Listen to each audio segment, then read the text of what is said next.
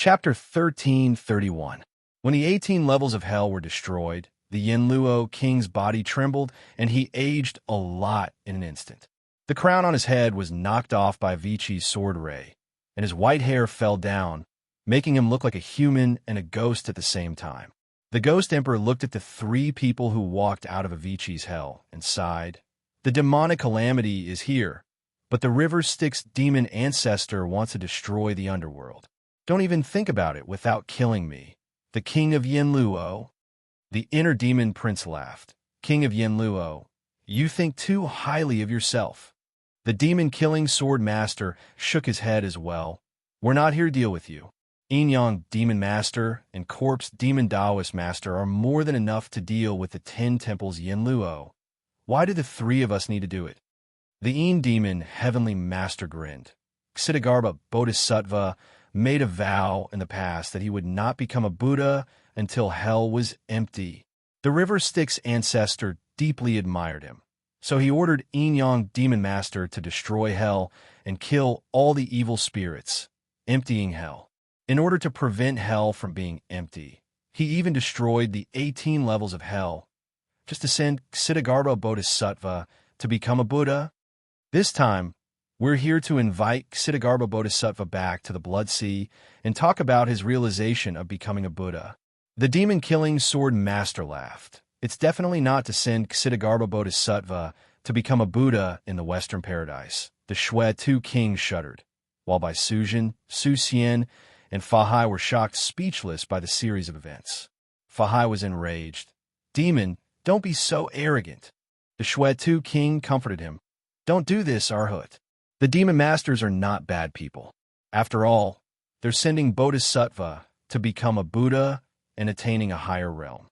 Ksitigarbha Bodhisattva swears that he will not become a Buddha until hell is empty. This was where the great wish came from. It came from the heart and was compassionate for the suffering of all living beings in hell. When the Bodhisattva reincarnated as an Asura, he saw all living beings in the sea of blood, all living beings in hell, and all living beings in the cycle of reincarnation. Because of his compassionate heart, he made this great wish. You've destroyed hell and slaughtered all ghosts, yet you say that you're sending Bodhisattva to Buddhahood. Ever since the primordial world was created, I have never seen such humiliation. This is a great humiliation for us Bodhisattvas. Fa Hai said with grief and indignation. The humiliation of seeing all living beings suffer a calamity in front of me. The humiliation of being powerless to do anything. The humiliation of seeing hell being destroyed by the devil's calamity. The humiliation of helping the evildoer in his evil deeds and becoming an accomplice. Bai Sujin, because of you, countless living beings have fallen into depravity and their souls have scattered. Originally, I was always obsessed with equality and compassion, but I forgot that the Buddha also has the Vajra glaring. Good and evil, Buddha and the devil are irreconcilable. Fa Hai hereby swears that I am willing to stand on the righteous path and exterminate all demons and devils. I will be irreconcilable with the devil path. The delicate and handsome Fa Hai's Vajra glaring. He raised the purple gold staff and faced the devil path. At this moment, the Shui two king sighed faintly and raised his palm. His physical body tore through the void and instantly appeared in front of Fa Hai like a phantom. His hands formed the Lianhua Dharma Mudra and landed on Fa Hai's chest like a blood lotus, shattering the purple gold staff in front of his chest, shattering his muscles and bones, and severely injuring him. The Shui two king said to Bai Sujin, the netherworld is about to usher in a great change. After all, we've known each other for a while, and I can't bear to see you suffer a calamity. But this is just the prologue. When the great calamity officially begins, even I can't protect you. Bring them to the gates of hell. 3 days later, you can come out of seclusion and leave. Don't go back to the netherworld, because very soon there will be no more netherworld. Ajadi looked at the Gue Enyang that walked out of the great darkness of Avicii's hell. Gue Enyang used the body of a devouring ghost to devour the ghosts of hell. usurping the laws of hell and becoming the Lord of Hell. There was actually only one of the 18 levels of hell, and that was the Avicii's hell. It was just that when the patriarch of the river Styx forged the two great accompanying spiritual treasures, Un2 and Avicii, he used the Avicii sword to establish the hell path and used the Un2 sword to establish the Azura path. Therefore, the Avicii's hell was controlled by the Avicii sword to prevent the hell path from falling into the hands of the devil path.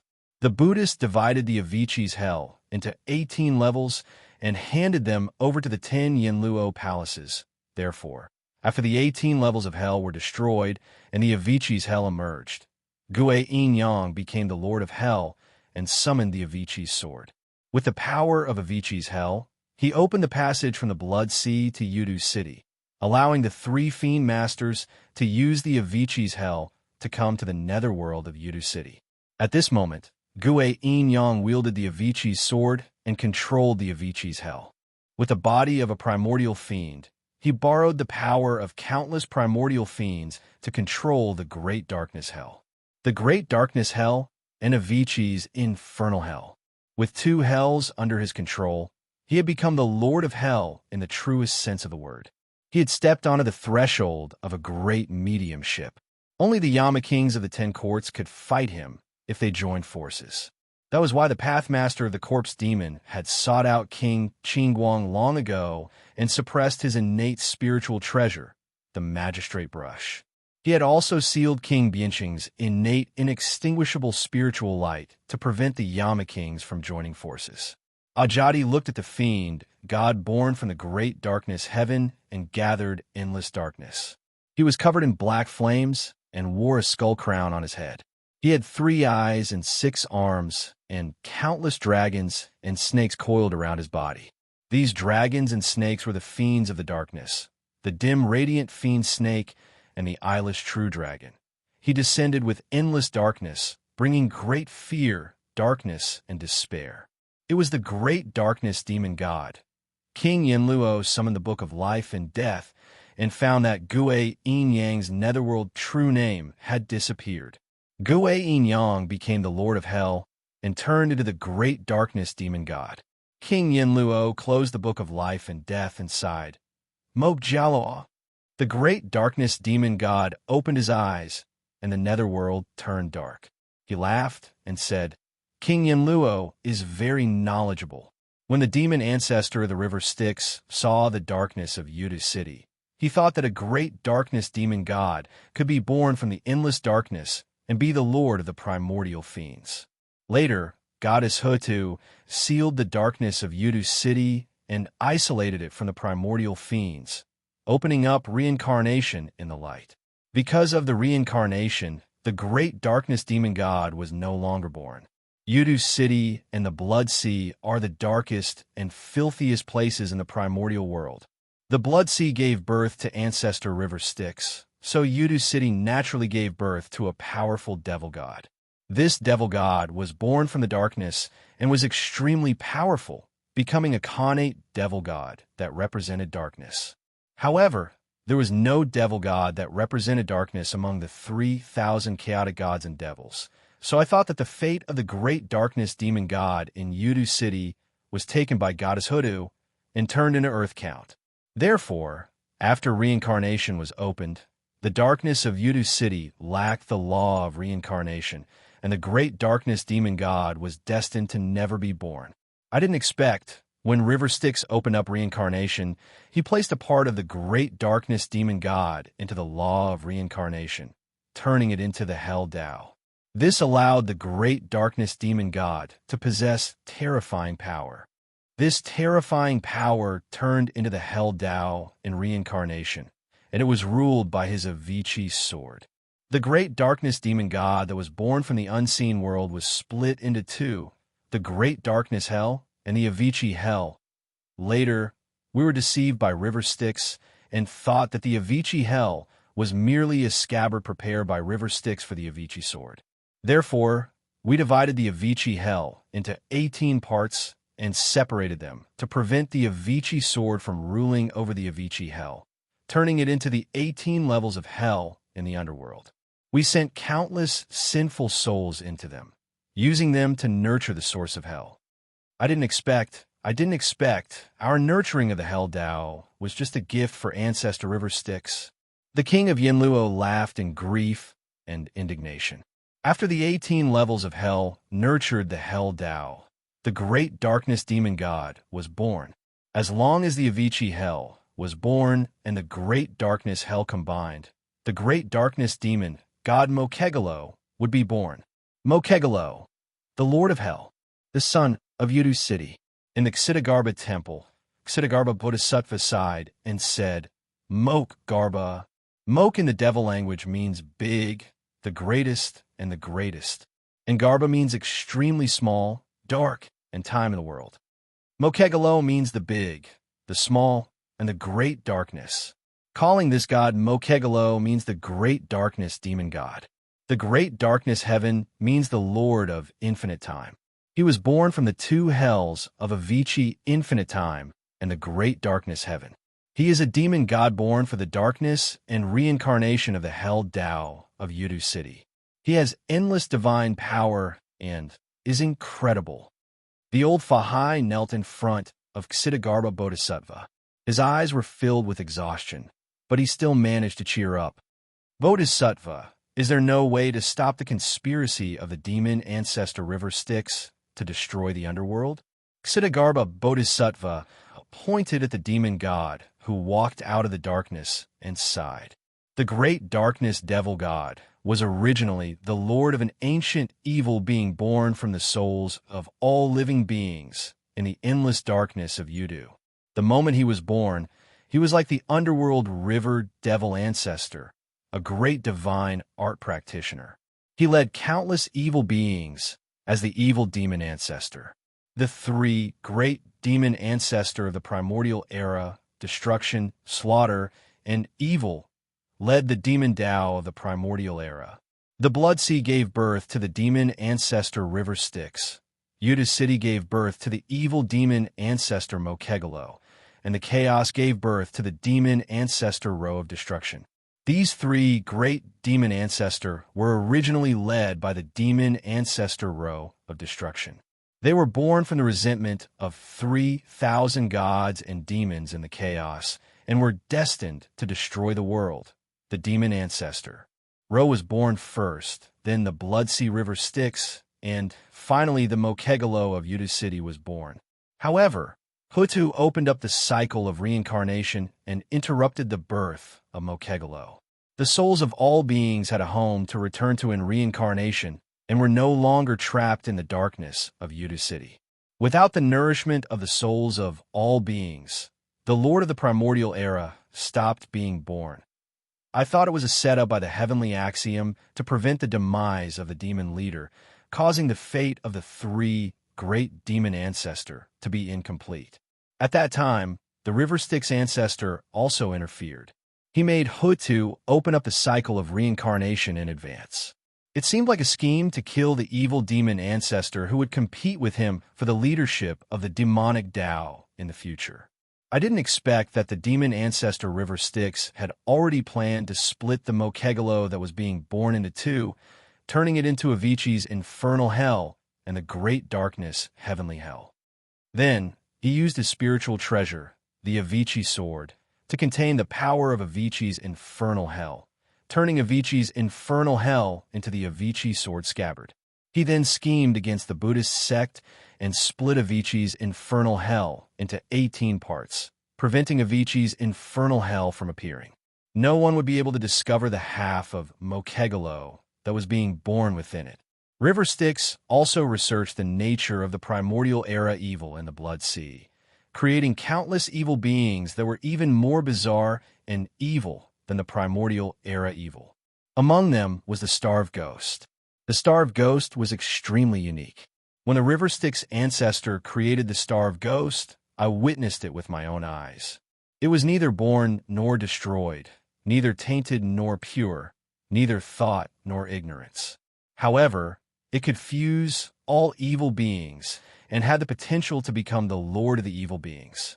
However, the River Styx sealed it in the Mahesvara so that none of the powerful beings would notice his scheme. The demon ancestor of the river Styx created the starved ghost to control countless primordial evil beings, seizing the other half of Mokegalo's power of darkness. In the end, the Yin-Yang demon master obtained the essence of the starved ghost and used the 9 questions of the netherworld to transform it into Cain and Cain, gathering the power of countless evil beings in the darkness to destroy the 18 layers of hell, causing the Avicii's infernal hell to appear. Although the Yin-Yang demon master seemed to have attained the body of the great darkness demon god, he was actually just a puppet of the river Styx ancestor. The great darkness demon god was split into 2. The Avicii's infernal hell is controlled by the Avicii's sword, while the great darkness hell can only be controlled by the lord of the primordial evil beings. Cain and Cain, the lord of the primordial evil beings, is only a temporary substitute. I already know the real lord of the primordial evil beings. It's an Amahasvara, born from the gathering of the thoughts of all the living beings in the primordial era, known as all beings. This demon ancestor of all beings is an incarnation of the river Styx ancestor. As long as the demon ancestor of all beings holds the Avicii sword, he could transform into Mokegalo and become the demon god born in Yuda's city, the true evil demon ancestor. The evil demon ancestor of all beings is named after all beings. What the river Styx wants to announce is that evil is not unique to the path of demons, but the nature of all beings. The river Styx is even bolder. He did not use his own will to control the demon ancestor of all beings, but instead made the demon ancestor of all beings use all beings as its thoughts. That is why it cannot be destroyed, saved, or subdued. The demon ancestor of all beings is the evil thoughts of all beings, the demonic nature of all beings, and the thoughts of all beings.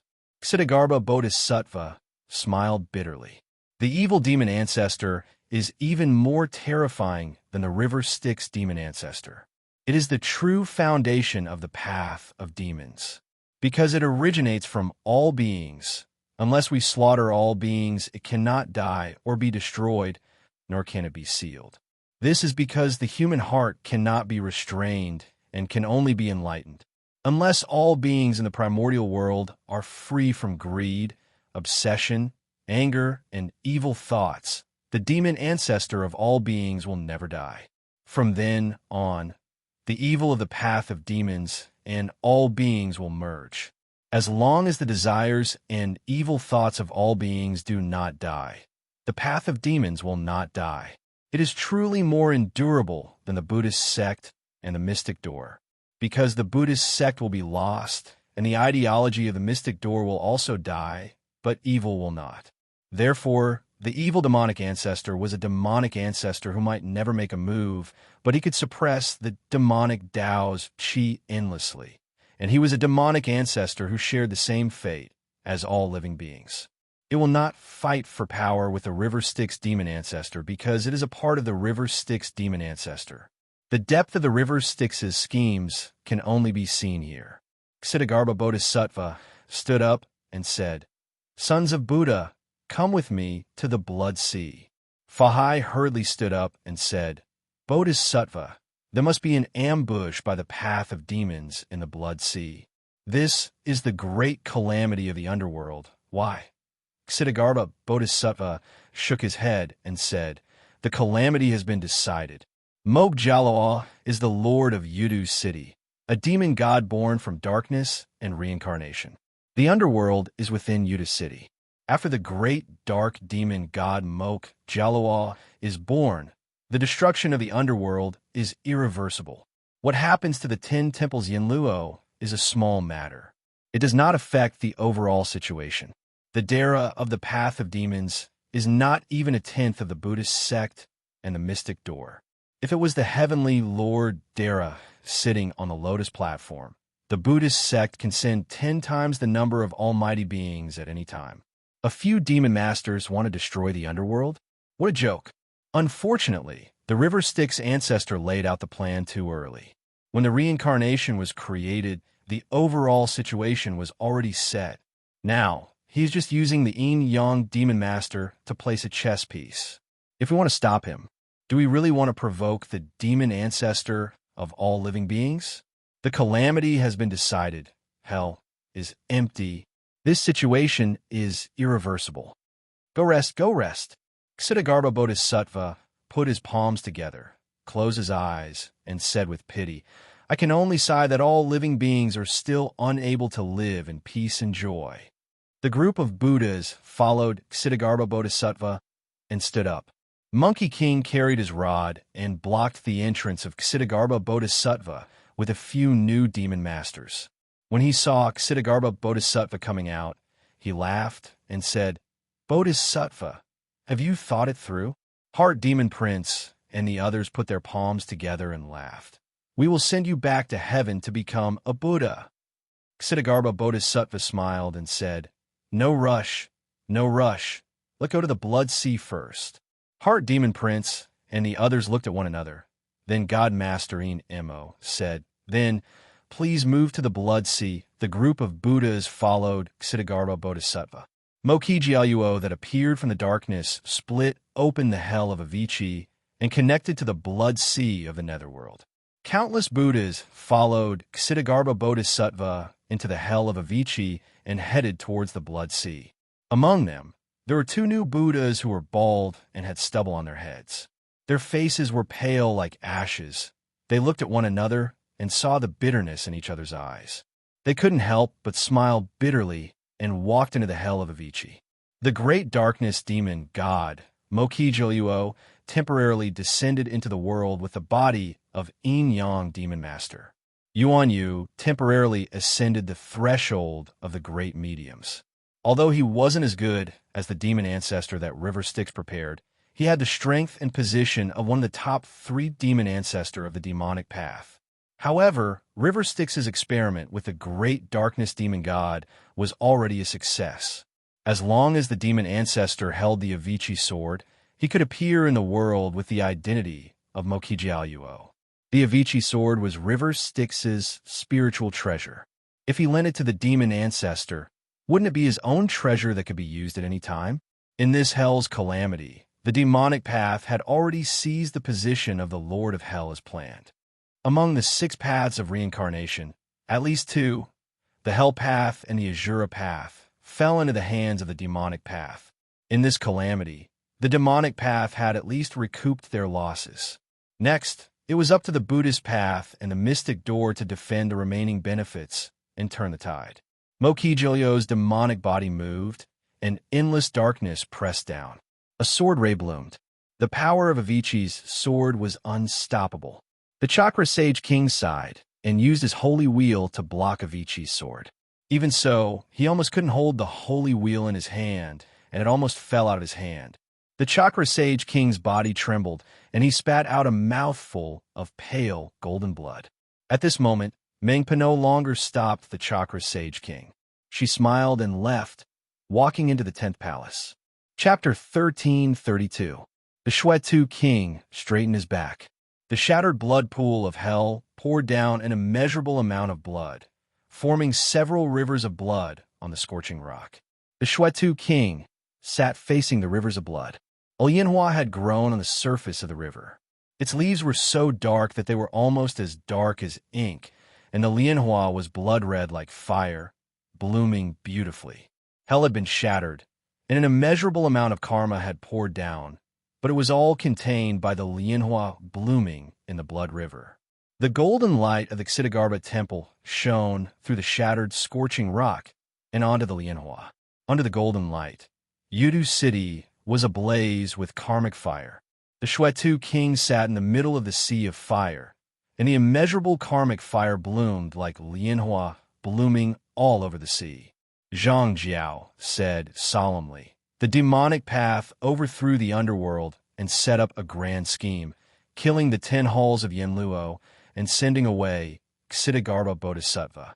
Although Patriarch River Styx's schemes were profound, it was also because the mighty figures of the celestial court watched from the sidelines. Now Patriarch River Styx has succeeded, and we are merely pawns being used by him. Why won't he let us go? The Shwetu King who was sitting beside Zhang Jiao and Prince Bo-jun, said nothing. He just sat in silence. Prince Bo-jun said solemnly, "Since the demonic path wants to dominate the underworld, why make enemies everywhere? We only want to rebel against Emperor Zhuanxu and change the heavens. We have no intention of going against Patriarch River Styx. Moreover, Yin-Yang Demon Master might be strong for now, but he has to wipe out the remnants of the 10 halls of Yinluo, and the other demon masters have important matters to attend to as well. Although you are a direct descendant of the Blood Sea, you are merely a demon monarch, not Demon Master Dara of the demonic path. You may not be able to stop us." The Shuetu king closed his eyes and sighed. The bell of chaos has rung, and the celestial court has been overturned. How did Prince Bo-jun know that he wasn't a part of it? Shuetu opened his eyes and smiled mockingly at Bo-jun and the others. "Crown Prince, we've been plotting to take your life for a long time now. As long as you're alive, how could the heavenly court ever find an excuse to destroy the heavens? The great calamity of hell this time was nominally caused by the love between Bai Sujin and Crown Prince Mu, and it was all caused by Crown Prince Bo-jun's jealousy. Bai Sujin, who was standing to the side, was already powerless to refute that she had no personal relationship with Imperial Prince Mu. Su Xian, the second reincarnation of Prince Mu, who was clinging to her pitifully, was the best evidence. Now, all the gods in the 3 realms believed that she had an affair with Prince Mu. Bai Sujin only had one mouth, so how could she explain it clearly? If the crown prince doesn't die, how can we put the blame on the crown prince? Only when heaven and man offend each other, and humans and demons fall in love with each other, will the High Sun clan have sufficient reason to destroy the heavens, to descend from the heavens, to remain undisturbed by humans and gods, and to remain hidden from the world." A cruel smile appeared on the Shuetu king's face. "For the greater good, we have no choice but to sacrifice the crown prince." The Shuetu king laughed heartily and said in high spirits, "Previously, the crown prince used countless living beings as pawns for his own selfishness, causing countless innocent souls to appear on the bridge of helplessness, framing an innocent little demon, and colluding with the demon race to change the heavens and the earth. Now, how does it feel to be sacrificed? Does it feel good? Does it feel good? In the eyes of the great mediums, the ancestors, Emperor Zhuanxu, and the 3 pure ones of the mystic door, although the crown prince is nominally a descendant of the heavens, how is he different from all living beings? You view all living beings as ants, but in the eyes of those who truly view all living beings as ants, aren't you just a large ant? Beneath Dara, all are ants. Does the crown prince not understand the calamity of the underworld?" The Shuetu king stood up, and the blood river in front of him flowed backward, turning into a sea of blood. The Shuetu king turned into a line of blood and fused into the sea of blood. The endless sea of blood turned into his chi and blood, forming the body of the fiend god. A red lotus fell into his hand, and the 12th ranked red lotus bloomed, igniting a monstrous karmic fire. The Shuetu king's blood sea true body picked up the Lianhua, and the Lianhua flew into the void, disappearing in an instant. "Retreat!" Crown Prince Bo-jun bellowed. Zhang Jiao raised a 9-section staff, but before he could even move, a 12th ranked red lotus bloomed with innate inextinguishable spirit light. A speck of spirit light fell like fire, touching the 9-section staff. In an instant, a destructive karmic fire ignited. The Shuetu king laughed coldly and said, "Karma originated from the Buddhist sect, and we demons would naturally disdain it. However, the karma of the Buddhist sect is only the effect and result of the actions of all living beings, while the karma of the demonic sect refers to the inevitable disorder in the operation of the rules, which is the tendency of chaos in all living beings. Karmic fire is the fire of chaos, the fire of disorder. It burns all order and transforms yin and yang into chaotic flames. The karma of the Buddhist sect is the karma of all living beings, while the karma of the demon sect is the karma of the heavens and earth. Therefore, wherever the karmic fire burns, all uncertainties are endless. The red lotus of karmic fire refers to the power of rebirth after all living beings are destroyed by chaos due to their inherent chaotic nature. Wherever the karmic fire burns, the red lotus blooms. For example, in a myriad of worlds, countless living beings cause great calamities due to their inherent chaotic nature, and because of the slaughter of the tribulations, the disorderly cause and effect are eliminated, and order is restored. Therefore, the karmic fire is disorder, the red lotus is order, disorder towards order is slaughter, cutting off karma. Order toward disorder is the karmic fire. Karma is chaotic, and karma accumulates. Born naturally, destroyed naturally, then reborn. This order of birth and destruction is the red lotus of karmic fire of the demonic sect. The moment the red lotus of karmic fire bloomed, red and black flames burned. Wherever it went, the uncertainties in the operation of yin and yang were endless. Countless yuan qi and yin and yang were restrained, turning into chaos. All things, whether tangible or intangible, lost their internal attributes, appearing in a state of extreme chaos. Clear and turbid intersected, yin and yang blended. Wherever the karmic fire burned, besides the principles of chaos, no other laws existed. The supernatural powers that Zhang Jiao cultivated were all derived from his understanding of the laws. All spells and supernatural powers had to follow the great Tao of the operation of all living beings. Now that the great Tao was uncertain, the great Tao was impermanent.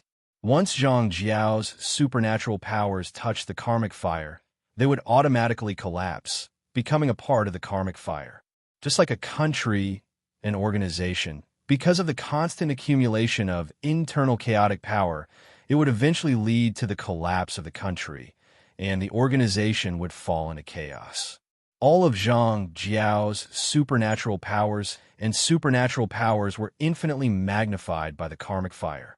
This chaotic nature, just by touching the karmic fire, became a part of it. The connate numinous treasure in his hand, the connate inextinguishable spirit light, could only protect him from the chaotic nature of the karmic fire. The internal order of the connate numinous treasure was protected by the connate inextinguishable spirit light, so it could not be invaded by the karmic fire. But once it tried to affect external forces, it would be burned by the karmic fire. The nine-sex scepter was enscathed in the karmic fire, but it had lost all its spirituality. It was like a dead object, unable to show any spirituality. Wherever the red lotus of karmic fire spoke, endless karmic fire burned, turning all yuan qi into chaos. Zhang Jiao kept striking out the 9 degrees Great Tao's supernatural powers, creating small worlds of the 9 degrees Great Tao around him.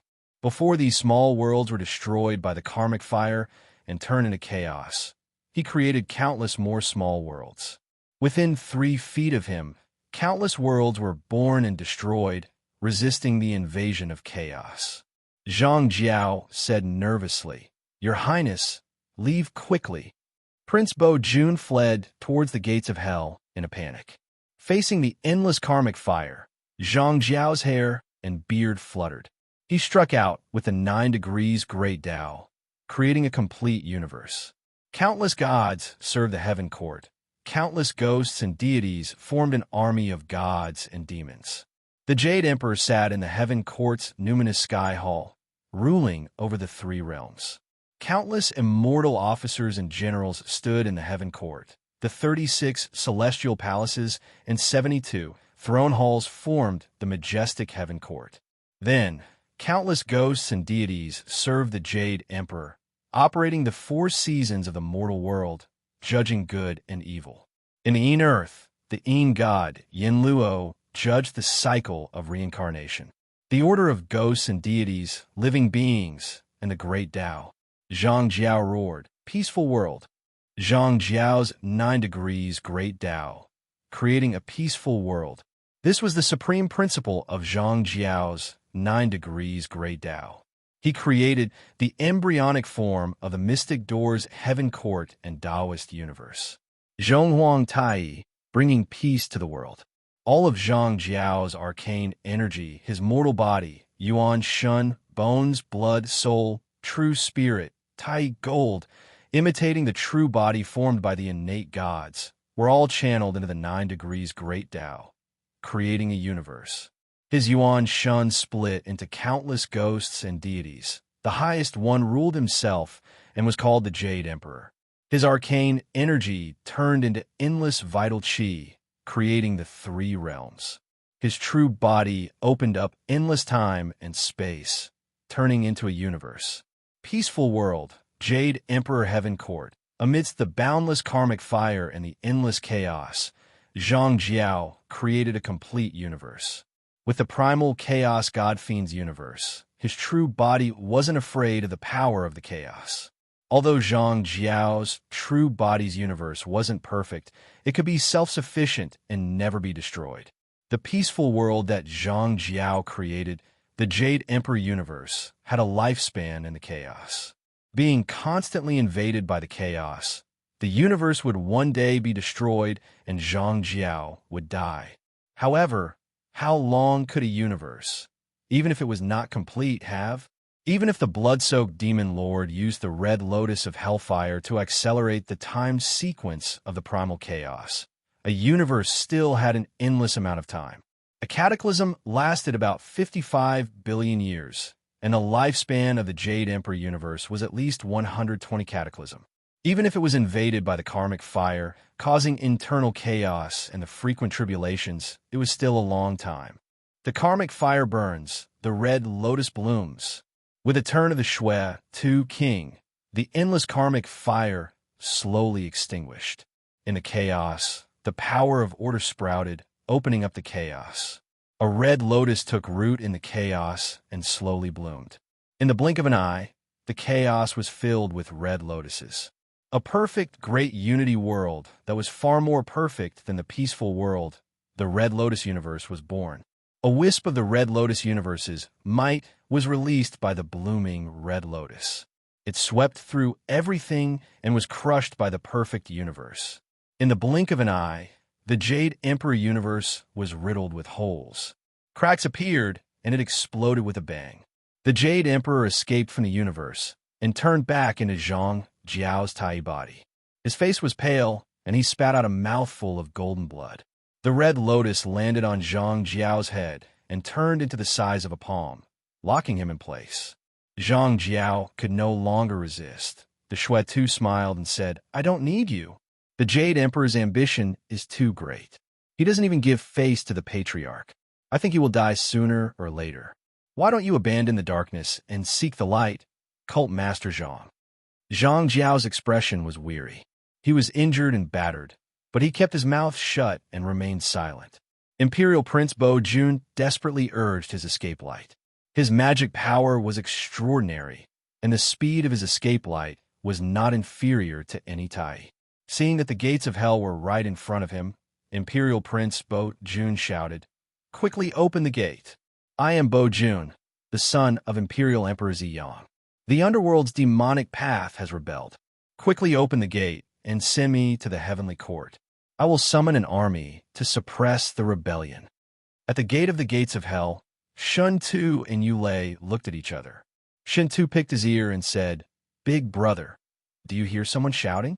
Yulei shook his head and said with a smile, "There is no one shouting." "Second brother, there must be something wrong with your ears." Great God Shun Tu nodded and said, "It should be the wandering souls of those who are unwilling to die in front of the Hell Gate. Since we are guarding the Hell Gate, we can't let a single person with evil intentions in, or even a single wandering soul out. We have contributed to the peace and harmony of the underworld."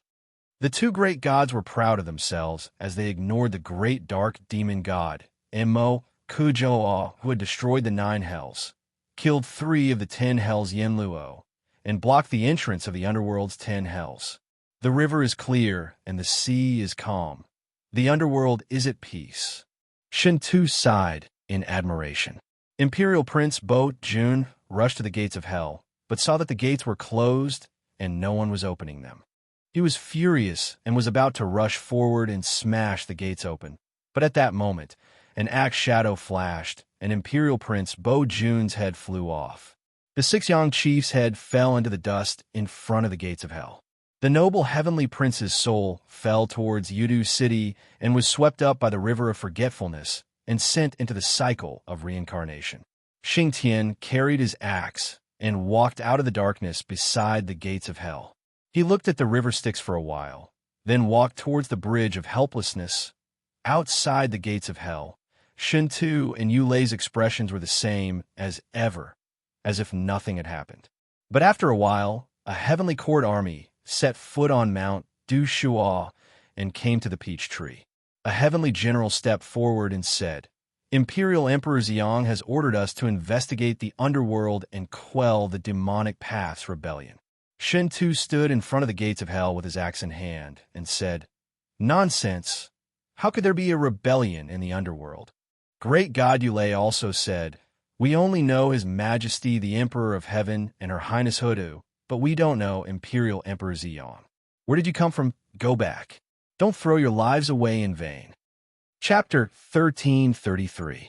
When Xing Tian stepped onto the bridge of helplessness, the world suddenly shook. The entire underworld of Yudu City shook. Even the river of forgetfulness under the bridge of helplessness surged with huge waves. The sky above the bridge of helplessness was empty. All the ghosts and deities who passed through here and entered reincarnation were swept into the river of forgetfulness and sent into reincarnation by this river Styx. The road to the underworld had collapsed.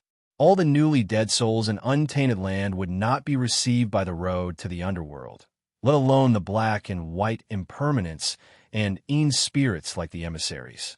Even people from the 10 halls of Yenluo had died, let alone these insignificant spirits. Untainted land was vast and boundless. Countless souls entered the underworld every second.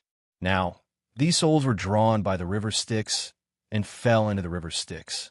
They were either washed clean by the heaven Styx or sent into the soil to be nurtured or disintegrated into reincarnation. Xing Tian stared coldly at the countless souls floating in the river of forgetfulness. Their karmic karma, love and hate were washed away, dyeing the river of forgetfulness a murky yellow. Threads of karmic karma, love and hate nourished the spider lilies on both sides of the river, making the blood-red sea of flowers bloom even more beautifully. By the river of forgetfulness, the spider lilies bloomed. The blood-red spider lilies were only the size of a palm, but there were thousands of them. They flowed along the tributaries of the river of forgetfulness all over the soil of the netherworld, like ribbons on both sides of the murky, yellow river Styx. When the lone souls, wild ghosts, evil ghosts, and remnant souls that wandered on the dark land of the netherworld saw the sea of spider lilies, they seemed to lose their souls. They walked into the sea of flowers, and the evil energy and resentment on their bodies were sucked away by the spider lilies beside them, leaving behind a pure soul that floated in the river of forgetfulness in the surging netherworld river. On the other side of the bridge of helplessness, a monstrous sea of blood drowned the underworld. Endless true water of the blood sea gushed out from the darkness of the void and attacked the 10 nether halls. The 10 ancient bronze halls were in danger under the impact of the sea of blood. In Yudu City, there was only darkness and the endless sea of blood. The 10 ancient bronze halls struggled to withstand the sea of blood. They emitted a faint light to resist the huge waves of the sea of blood. The monstrous waves were like mountains hundreds of millions of meters high. Countless devils rode the waves to attack the bronze palace. Each wave was like a world. There were countless devils from the Blood Sea, Azura tribes, and evil creatures from the Blood Sea. They were armed with devil weapons and divine weapons. Although their army was chaotic, their strength was not to be underestimated. Hundreds of millions of devils were at the level of immortals. The devils that had achieved immortal primordial divinity were densely packed like ants. The light emitted by the ancient bronze halls propped up a universe in the endless sea of blood. Each ray of light was a world, a divine realm. In it, there was the soil of the netherworld. It was like the soil of the netherworld, where the resources that the underworld had secretly accumulated over the years were laid to rest. Each world was filled with countless powerful ancestors of the demon race, evil ghosts, and the souls and primordial divinities of cultivators that had fallen into the underworld. They were carefully selected by the underworld. Their powerful souls were secretly arranged by the 10 halls Yinluo to be reincarnated into the small worlds controlled by the underworld. They were the nether soldiers and divine generals of the underworld. Each of them was extremely powerful, and their combat strength was comparable to that of immortals. There were tens of trillions of worlds in the underworld that could accommodate their reincarnation. The ancient bronze halls were like the halls of the Purple Cloud Palace. They were made up of countless worlds that were privately controlled by the underworld. The 10 ancient halls were 10 universes. The embryonic form of the chaotic fiend god body was a hall built by countless worlds. Every wave of the sea of blood carried countless devils into the void. When the countless universes in the light were hit by the sea of blood, countless rivers of blood appeared and spread to the small world. Then, countless devils from the blood sea were teleported out of the rivers of blood. They raised their devil weapons and summoned supreme magic, slaughtering countless creatures in the small world and destroying their world. The waves of the sea of blood were endless. Every time they hit, the light on the ancient bronze hall dimmed a little. Then, Yinluo, who was hidden in the ancient hall, drove the cycle of reincarnation. He sent the souls that died in the hands of the devils from the blood sea to the core of the bronze hall before they could be demonized. They were reborn in other worlds. Even some worlds that were not completely eroded by the blood sea or destroyed by the demonic Tao were reborn by the bronze hall. The war of the blood sea eroding the 10 ancient halls lasted only 2 hours in the primordial time sequence. However, in those worlds of sand, countless worlds have been born and destroyed. Countless devils from the blood sea slaughtered all living beings to prove the Tao and the demonic Tao. Countless devils and evil creatures destroyed a world to prove the Tao and the demonic king. Countless worlds of salvation protected a small world under the erosion of the devils in every instant. Taoists who obtained the will of heaven and the will of man were born and were guided into the hall by the bronze hall. However, there were hundreds of times more devils and evil creatures. They either slaughtered all living beings or destroyed worlds to prove the Tao and the demonic king. The Xuetu king stood on the blood sea and calculated the foundation of the netherworld. He sighed and said, "The netherworld has a deep foundation. If this continues, before we drive the blood sea to destroy the 10 ancient halls of the netherworld, there will be more than 100,000 Taoists born in each hall. Each of them will be the children of providence who have gathered the essence of one, or even a few, or even dozens of small worlds. The forbidden mystical ability of the netherworld Samsara Hall is indeed terrifying." Ajati sneered and said, "This is just the potential of the souls of countless living beings in the infinite world created by the 10 ancient halls when we drive the blood sea to destroy the 10 ancient halls of the netherworld. The world-destroying calamity causes the Taoists in it to explode thousands of times. Do you think that the Yinluo of the netherworld usually doesn't use the 10 bronze samsara halls? The netherworld is an important place for the living beings of the primordial world to reincarnate. There is no lack of souls. It is easy for the other Dara and the Buddhists to create the infinite sand world, to create a world, but it is extremely difficult to create souls and give birth to living beings with powerful origins. As for the Yinluo, it is an important place for reincarnation. Just a little bit of it can fill countless small worlds. As long as they let those souls with great potential and have Tao in their previous lives reincarnate in their small worlds, wouldn't it be easy to nurture Taoists? Even the countless living beings in the small worlds can create countless living beings as long as they have a little bit of the reincarnation of the living beings of the primordial world. It can be said that the netherworld is the only place that can create worlds endlessly without worrying about the lack of souls. The 10 ancient halls of Yinluo have ruled the netherworld for countless eons. Who knows how many worlds they have created and how many living beings they have reared? Why do the mystic door Buddhists let Ching Hua Empress and Ksitigarbha Bodhisattva stay here? Isn't it to plunder the soul elites of all living beings? The Buddhists call it good faith, while the mystic door call it planning people.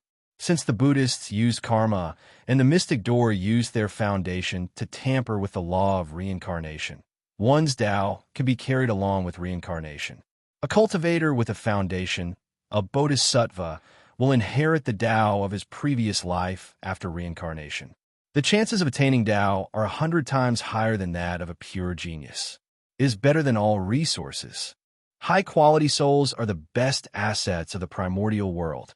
Those primordial immortals have the characteristics of grand immortals. Everyone keeps a close eye on them, but ordinary Tao Lords are a dime a dozen.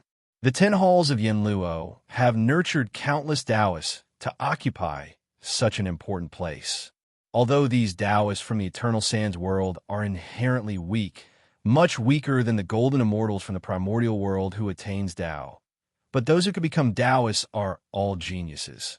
If they are promoted to the primordial world to recomprehend the Tao, they should not be underestimated. Ajati clasped his hands behind his back and said to Xue Tu, "Didn't we also attain Tao from the age of heavens and go against the primordial world? And that Brahma Wujia, is he any weaker than the primordial world's natives?" Xue Tu shook his head and said, "We are the heirs of the fiend path.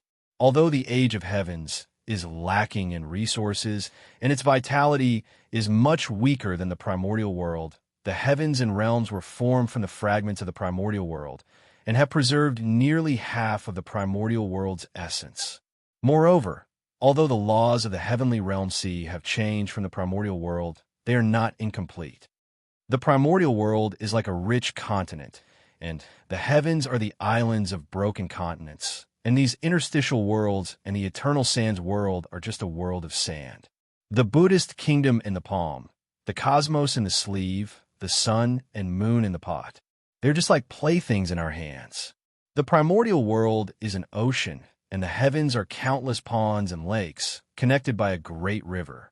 These interstitial worlds are just fish tanks, and these small fish tanks can only contain goldfishes, not true dragons." Ajati nodded and said, "You have a point. Even if Yinluo intercepts the souls of the primordial world with the foundation and cultivation of the Tao and reincarnates them in these interstitial worlds, they will not achieve more than they did in their previous lives. On the contrary, their foundation will be worn down, just like raising a dragon in a fish tank. It will definitely become useless. But Yinluo of the 10 halls is quite creative." Ajati laughed and said, "Look, they used the law of transmigration to forge the bronze palace into a marvelous acquired spiritual treasure, connecting the countless interstitial worlds in an ingenious way.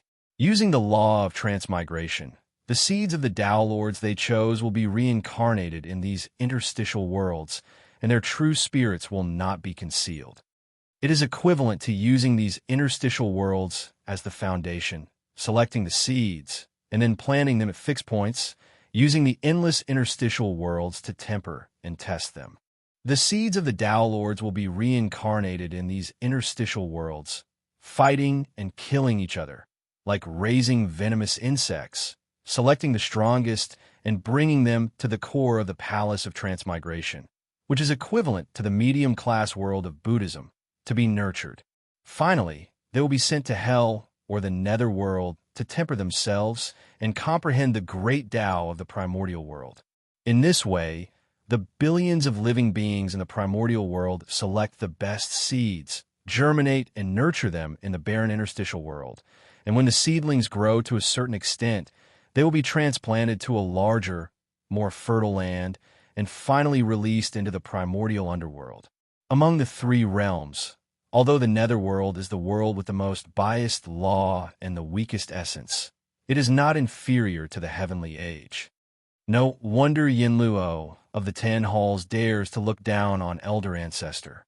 The netherworld is blessed by the heavens, and the talents they nurture may not be inferior to our diabolism. intercepting the souls of all living beings for their own selfishness. The Shwetu king laughed sinisterly. They should be killed. Ajati also sighed and said, "These interstitial worlds are created in the netherworld, and the creation of living beings in them is already lacking in essence. Moreover, they have been refined by Yinluo with the law of transmigration, so they are not real worlds. They should be considered a part of hell, an endless little hell.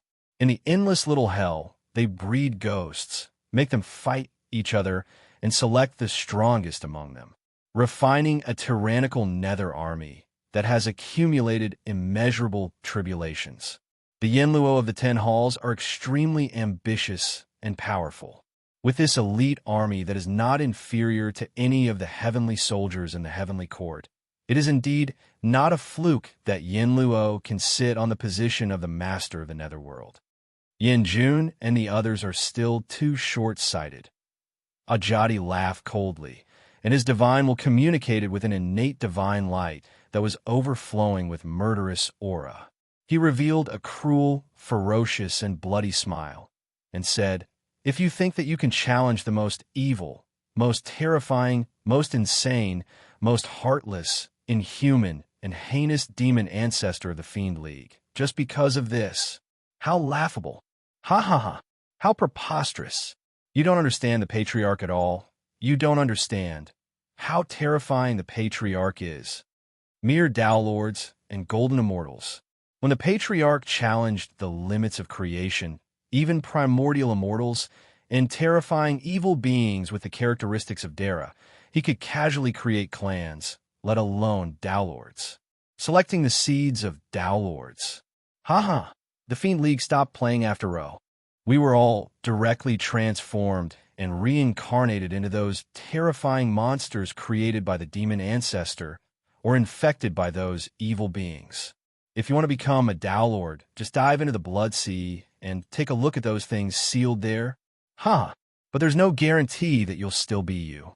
In terms of seeking power and taking shortcuts, who can compare to us Fiend League? If you want to train elites, say so earlier. We have 2 billion rapid mastery techniques, all of which are marvelous, but all of which are extremely evil. So what if you become a Tao Lord in a day? As long as you're ruthless enough, even Dara can be achieved in a day.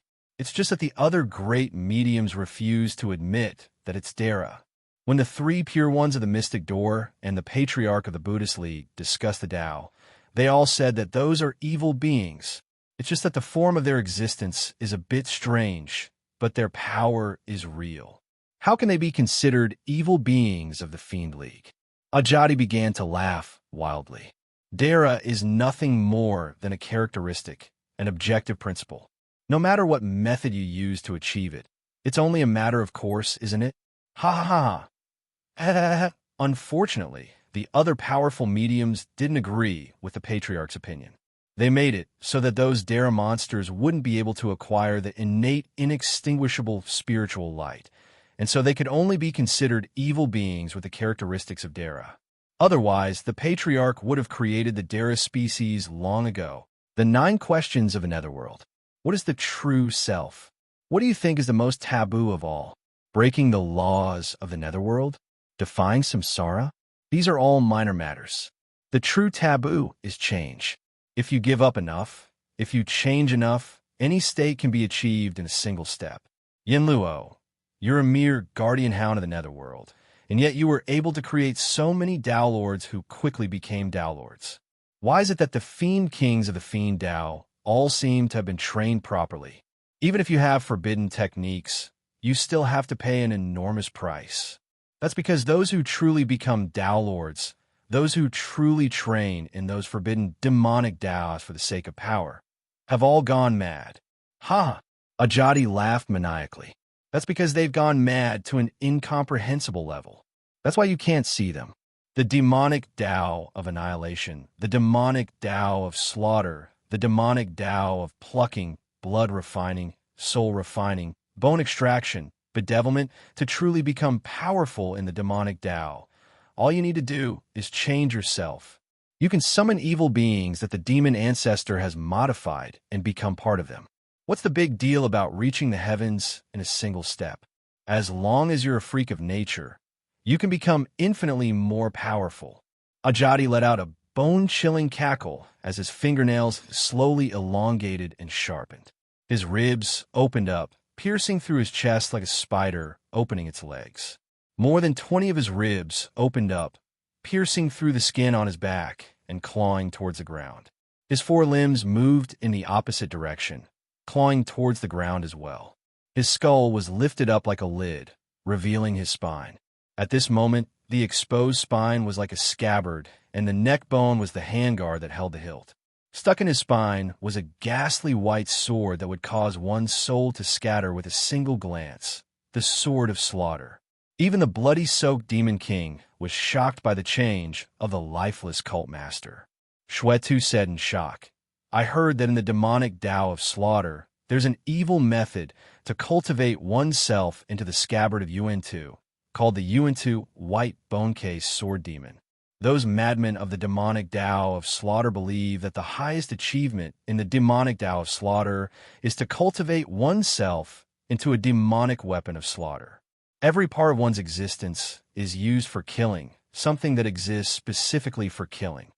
This kind of thing can be an acquired spiritual treasure, a zombie, a demon beast, a demon, an evil being, anything, as long as it exists specifically for killing. And among those madmen, the craziest group believes that it's too difficult to cultivate oneself into a peerless, demonic weapon of slaughter. Instead of refining yourself into a demonic weapon that's neither good nor bad, why not become a part of the ultimate killing weapon that represents the demonic Tao of massacre?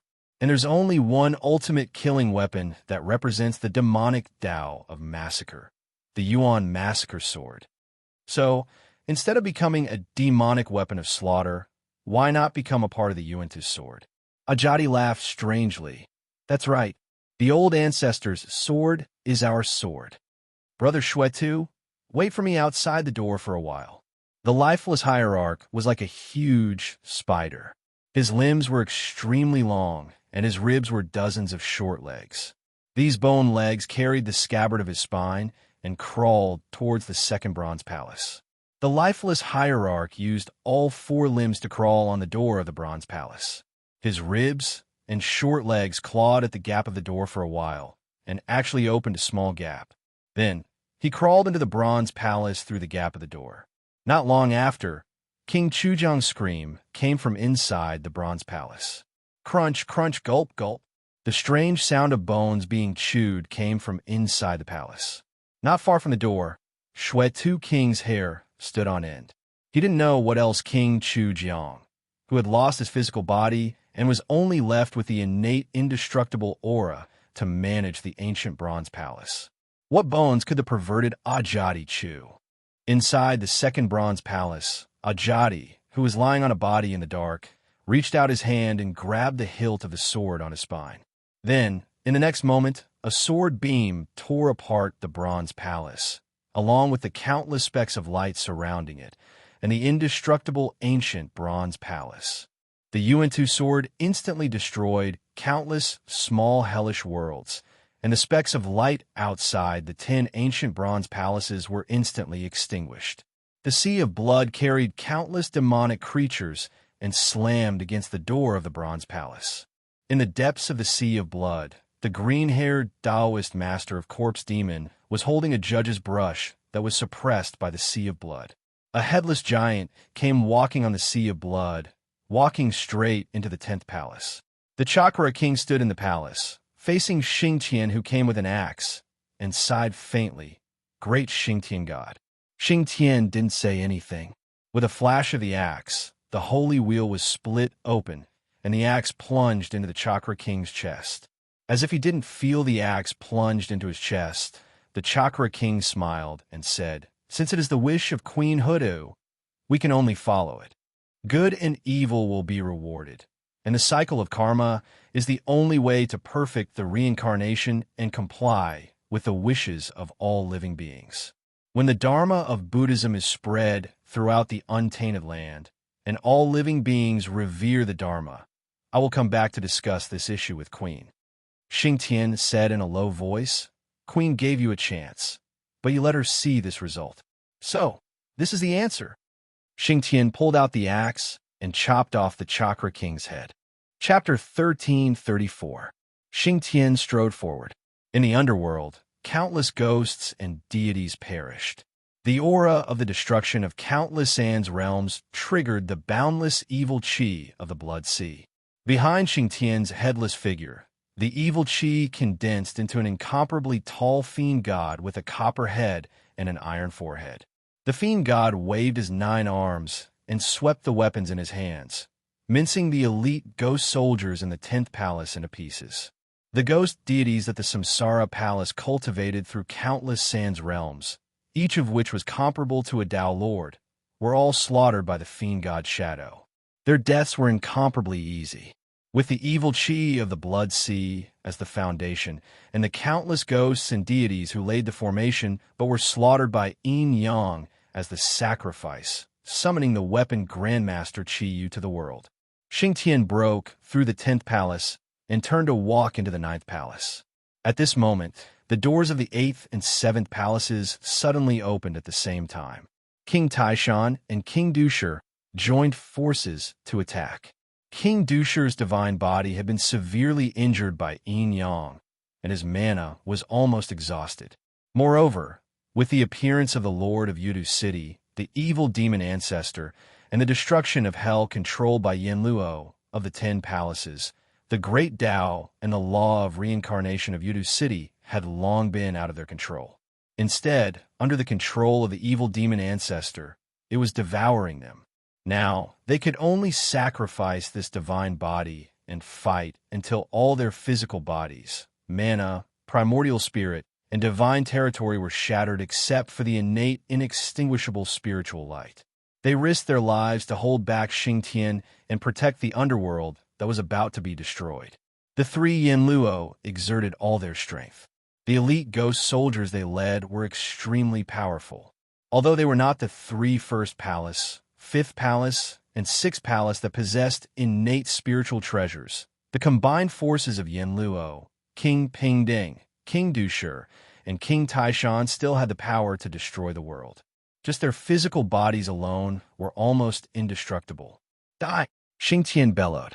The simple and unadorned bronze axe in his hand burst forth with endless divine light. He held the axe with both hands, and his entire divine body used the bronze axe as the axis. All the strength in his body was gathered at one point, and the axe shadow was like lightning. In an instant, it cleaved the king of equality. The axe mark came down from the king of equality's forehead, splitting him into 2. His corporeal body, magic power, vital chi, and divine soul were all turned into chaos under this axe strike. Then, in the midst of the primal chaos, along with the axe trace, the primal chaos chi was opened up. On the cut surface of the Equality King's corporeal body, Yin and Yang rose and spun like the Taiji. Then, the Taiji's clear air rose and the turbid air sank. The clear air rose and turned into deep darkness, while the turbid air sank and turned into a land of Yin soil. That Yin land carried an ancient bronze palace and floated in the Blood Sea, forming a world of its own. The innate, inextinguishable divine light of the Equality King was trapped in that world of heaven. With a swing of his axe, Xing opened up the Equality King's body into a world of heaven. As the spirit of creation, the inextinguishable divine light of the Equality King was naturally trapped in that world of heaven. Unless that world of heaven was destroyed, it would be difficult to escape. Xing subordinates killed Dara like slaughtering a chicken. He raised his axe again. King Dusher was scared out of his wits. He shouted, Xing, why are you going with us? You could be your ancient god of sorcerer, and I'll be my emperor Yin Luo. What have we done to offend you? King Dusher retreated and was about to flee towards the bridge of helplessness. A terrifying thunderbolt emerged in Xing eyes. The thunderbolt seemed to originate from the bronze axe in his hand. It was a terrifying thunderbolt hacked out by the bronze axe, but it seemed to only exist in Xing eyes. Wherever the thunderbolt went, the void was split into primordial chaos, and all vitality was transformed into the most essential yin and yang. As the yin and yang revolved, terrifying thunderbolts sprouted. This thunderbolt was only the surface. First, an axe mark streaked across the void, returning all space-time, vitality, matter, and thoughts back to the moment when heaven and earth were about to be created.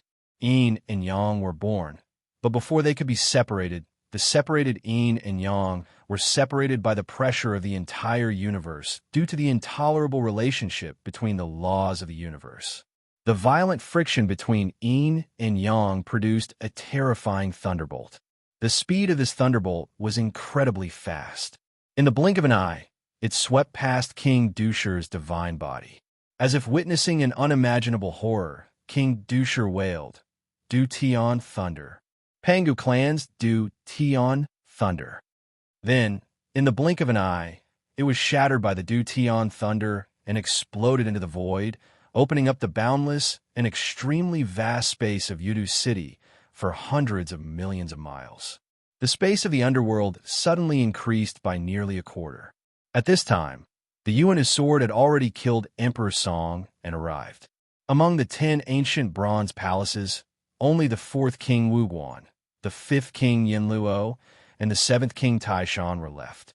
King Taishan and King Wuguan were crowding around King Yinluo, unable to advance or retreat between the Yuantu sword case Ajadi and the headless demon god Xingtian. Unknowingly, a wisp of spirituality appeared in the eyes of Chiyo's Dharma form. His 9 arms struck down at the same time, condensing 9 earth-shattering demon weapon phantoms to kill King Wuguan.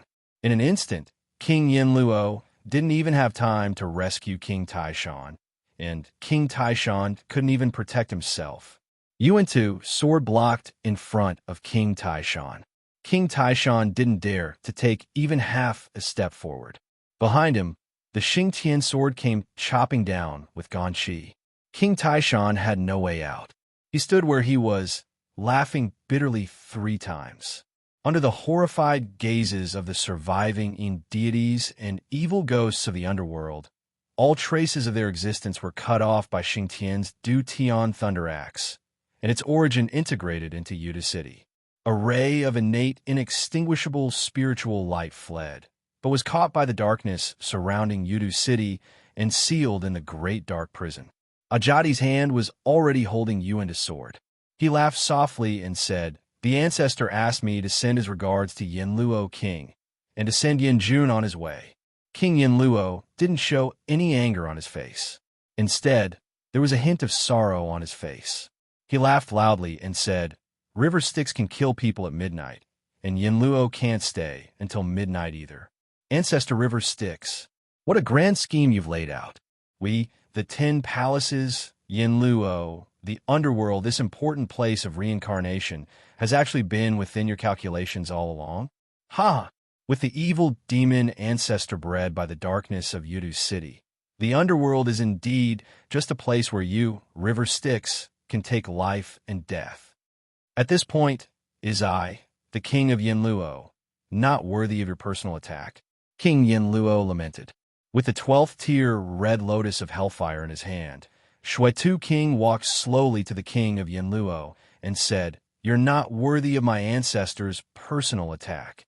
The blood demon and killing demon lineages of the evil Dao sent out 2 good-for-nothings to distract you, while the Dao Master of Corpse Demon personally assisted, Yin Yang Demon Master as the vanguard, and the 2 Grand Magi, Xingtian and Shiyu, to finish the job. Yinluo of the 10 palaces, your death should be worth it." The king of Yinluo threw his head back and laughed maniacally. Before his laughter died away, the violent echoes of the Du Tion Thunder swept across the underworld, instantly shattering countless remaining ghosts and deities and completely wiping out the underworld of Yudu City. The Dao Master of Corpse Demon quietly emerged from the blood sea with the judge's brush in his arms. He nodded at Wu Sheng and Qi Yu, indicating that the last Yinluo, King Qingguang of the First Palace, had also been suppressed. Xingtian sent the innate, inextinguishable divine aura of the rest of the Yinluo of the 10 palaces into the darkness of Udu City.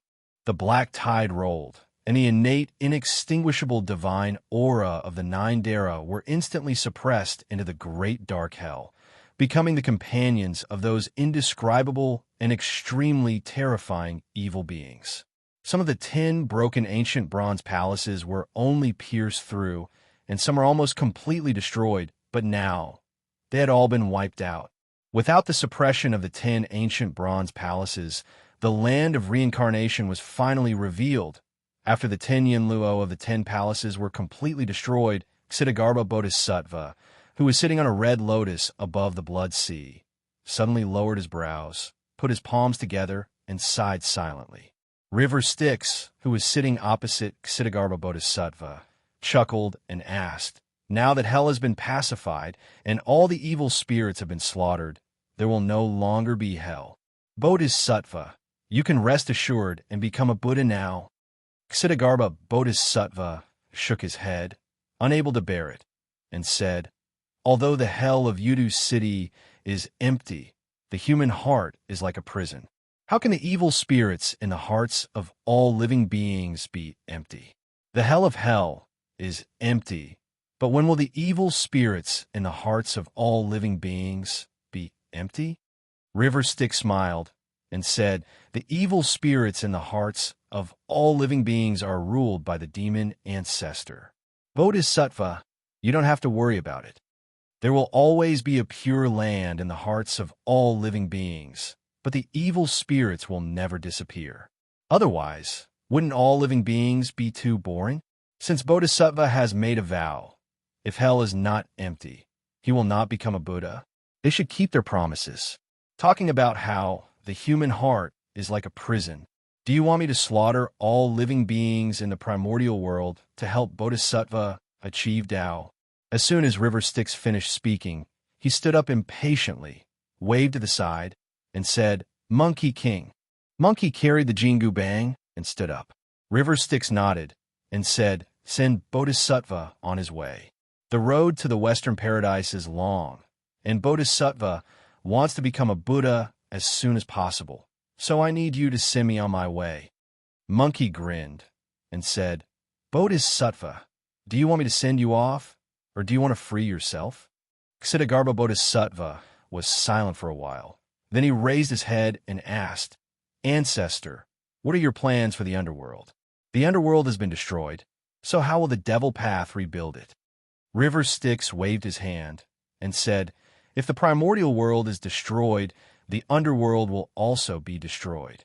From now on, there will only be reincarnation, and there will be no underworld." Ksitigarbha Bodhisattva lowered his head, and after a while, she sighed and stood up from the red lotus. She held up her staff, and the 9 rings shook, making a melodious golden sound. It had a faint Buddha nature, and it rang in the ears of the devil path's devil masters who were sitting around. Ksitigarbha Bodhisattva tapped lightly with her staff, and the devil prince could not sit still on the lotus throne. He fell backward, avoiding Ksitigarbha Bodhisattva's finger. "Karma and reincarnation, and saving all living beings is my great wish. Please forgive me for not agreeing with your arrangements for the underworld." Ksitigarbha Bodhisattva leaned on his staff and said, "Come and fight. To fight and vanquish demons is also my great wish." Behind Ksitigarbha Bodhisattva was the image that represented the vow of the Buddhas and Bodhisattva. The Samadhi form appeared silently, representing Ksitigarbha Bodhisattva's great netherworld vow. It was a lianhua with the 4 meanings of equality, the original vow, the removal of obstacles, and the awakening. On the lianhua was the Rui treasure pagoda, and in her right hand, the Ksitigarbha Bodhisattva shone brightly. The lianhua stood on the ground and turned into the womb realm mandala. Above the boundless sea of blood, a golden lotus formed the womb realm mandala, and Ksitigarbha Bodhisattva sat in it, holding a staff. The 9 rings on the staff were wailing, an endless Sanskrit chanting accompanied by the light of the Ksitigarbha Bodhisattva spread in all directions. In the sea of blood, countless asuras, blood sea monsters, evil spirits, and evil spirits heard the chanting and saw the light, as if they had heard the supreme wonder and were immersed in it. River Styx looked on coldly from the side, watching as the Buddha's Dharma continuously purified the living beings of the devil path in the sea of blood, who were crippled by the three poisons, and whose evil nature had seeped into their bones. Ksitigarbha Bodhisattva's left and right little fingers and ring fingers were joined together and straightened. His middle finger was vertically attached to the side of the ring finger, and his head was about 2 inches apart. His 2 head fingers were placed on the back of the middle finger, and his head was the upper joint, and his 2 big fingers were bent into his palm. His head was holding the middle joint of the 2 ring fingers, and his 2 wrists were facing each other, with the base of his 2 wrists facing up. His palm was downward incantation. It was the sweet dew seal. The Rui treasure pagoda on Lianhua swept across, and the countless evil spirits and souls in the surrounding sea of blood were sucked out. The various evil appearances were hit by the sweet dew seal, and drops of sweet dew sprinkled down, nourishing the souls of the 3 poisons. However, the souls of the blood sea monsters were not tainted by the devil after birth, but by River Styx's creation. If it was only the souls of living beings in the chaos that were demonized, Ksitigarbha Bodhisattva's actions would have purified countless evil spirits. However, River Styx did not deliberately distort, demonize, or contaminate the monsters by creating the monsters. Instead, his way of establishing a foothold was extremely twisted, causing the innate nature of these monsters to go against the life of the chaos. Therefore, the evil, greed, obsession, and anger of these monsters all came from their nature. Under the sweet dew seal, the countless monsters became even more twisted, following their nature, and began to distort Ksitigarbha Bodhisattva. Only then did Bodhisattva completely give up. He shook his head and said, "My cultivation is too shallow. I can't get rid of the devil barrier created by elder ancestor." With a strike of the staff in his right hand, the countless devil souls were crushed. However, among the devil souls, there were many evil spirits of the anti-living, extremely distorted blood sea monsters. Not only did the crushing of the souls not destroy them, but they also took the opportunity to devour the shattered devil souls of Ksitigarbha Bodhisattva, strengthening them. A wriggling monster with countless claws, like the tentacles of an octopus, a spider, a crab, and countless multi-legged animals in the boundless world gathered together. It stretched out countless tentacles and attacked Mandala from the womb realm. Monkey King picked up the golden cudgel and laughed. "Bodhisattva has tried for so long, but have you ever gotten rid of the devil barrier of this blood sea? To tell you the truth, I am also very annoyed by these ghostly things. If I can get rid of them, I should get rid of them as soon as possible, but I don't think Bodhisattva can get rid of them. My uncle master has said that the road to the west is far, so he asked me to send Bodhisattva on his way as soon as possible." "Bodhisattva, I'm sorry." The golden cudgel in Monkey King's hand turned into countless shadows, striking towards Ksitigarbha Bodhisattva. Ksitigarbha Bodhisattva raised his staff and blocked the strike of Monkey King that tore Mandala's womb realm apart. The countless shadows of the staff hit the staff, causing it to tremble. Ksitigarbha Bodhisattva's hand trembled and almost lost it. Monkey King struck again, but Bodhisattva did not dare to block it. He drove Lianhua to take a step back. This step separated the 2 realms, causing Monkey King's strike to miss. Bodhisattva thought to himself, "This monkey is so fierce. I can't take his staff." After failing to hit it again and again, he became fierce. "It's even more troublesome. I need to kill it." Then he secretly took out the orb and waited for the 3rd strike from the Monkey King. The Bodhisattva shook the wishful treasure pagoda, and countless shadows of the pagoda dazzled the Monkey King's eyes.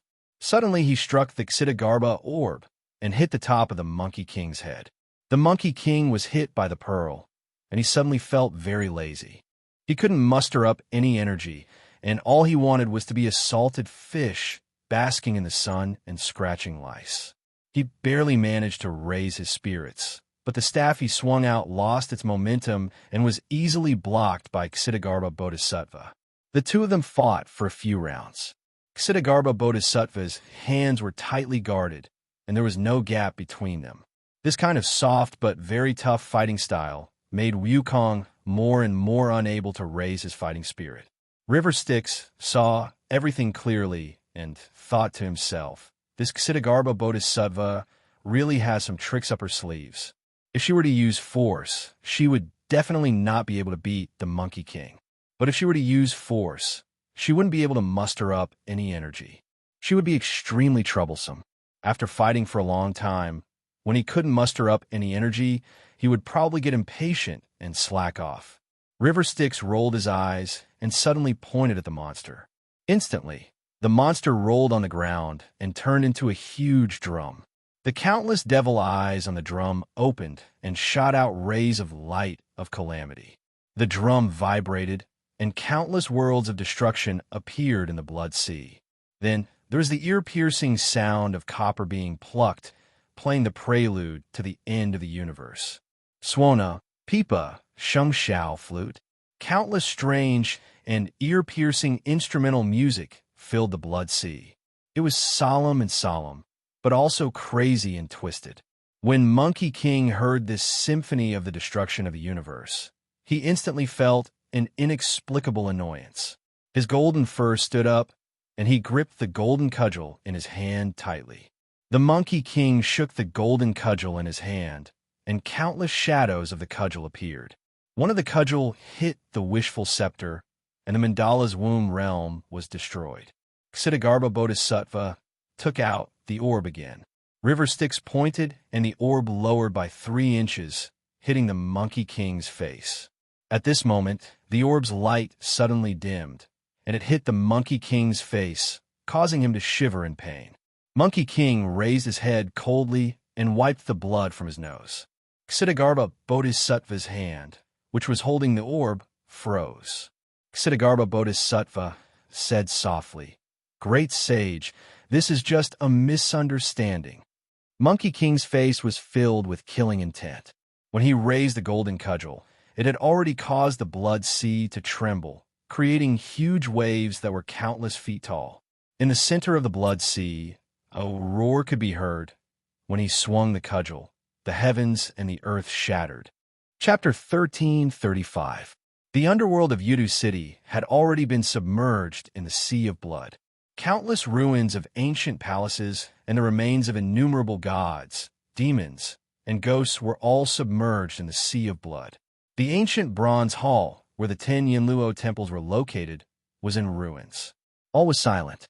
The agitation of the sea of blood had subsided, and the demons that were slaughtering everywhere had also stopped. The Shwetu King and Ajadi stood on the ruins of the ancient bronze hall, gazing at the path to samsara. The Xingqian had already entered this path.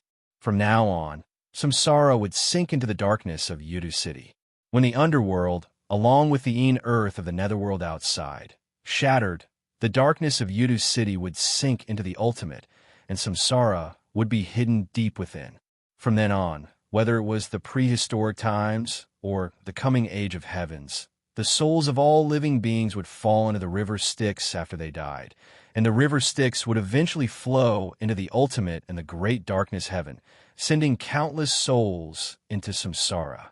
In the future, the great darkness heaven would be in the ultimate, in the same place as the great freedom heaven.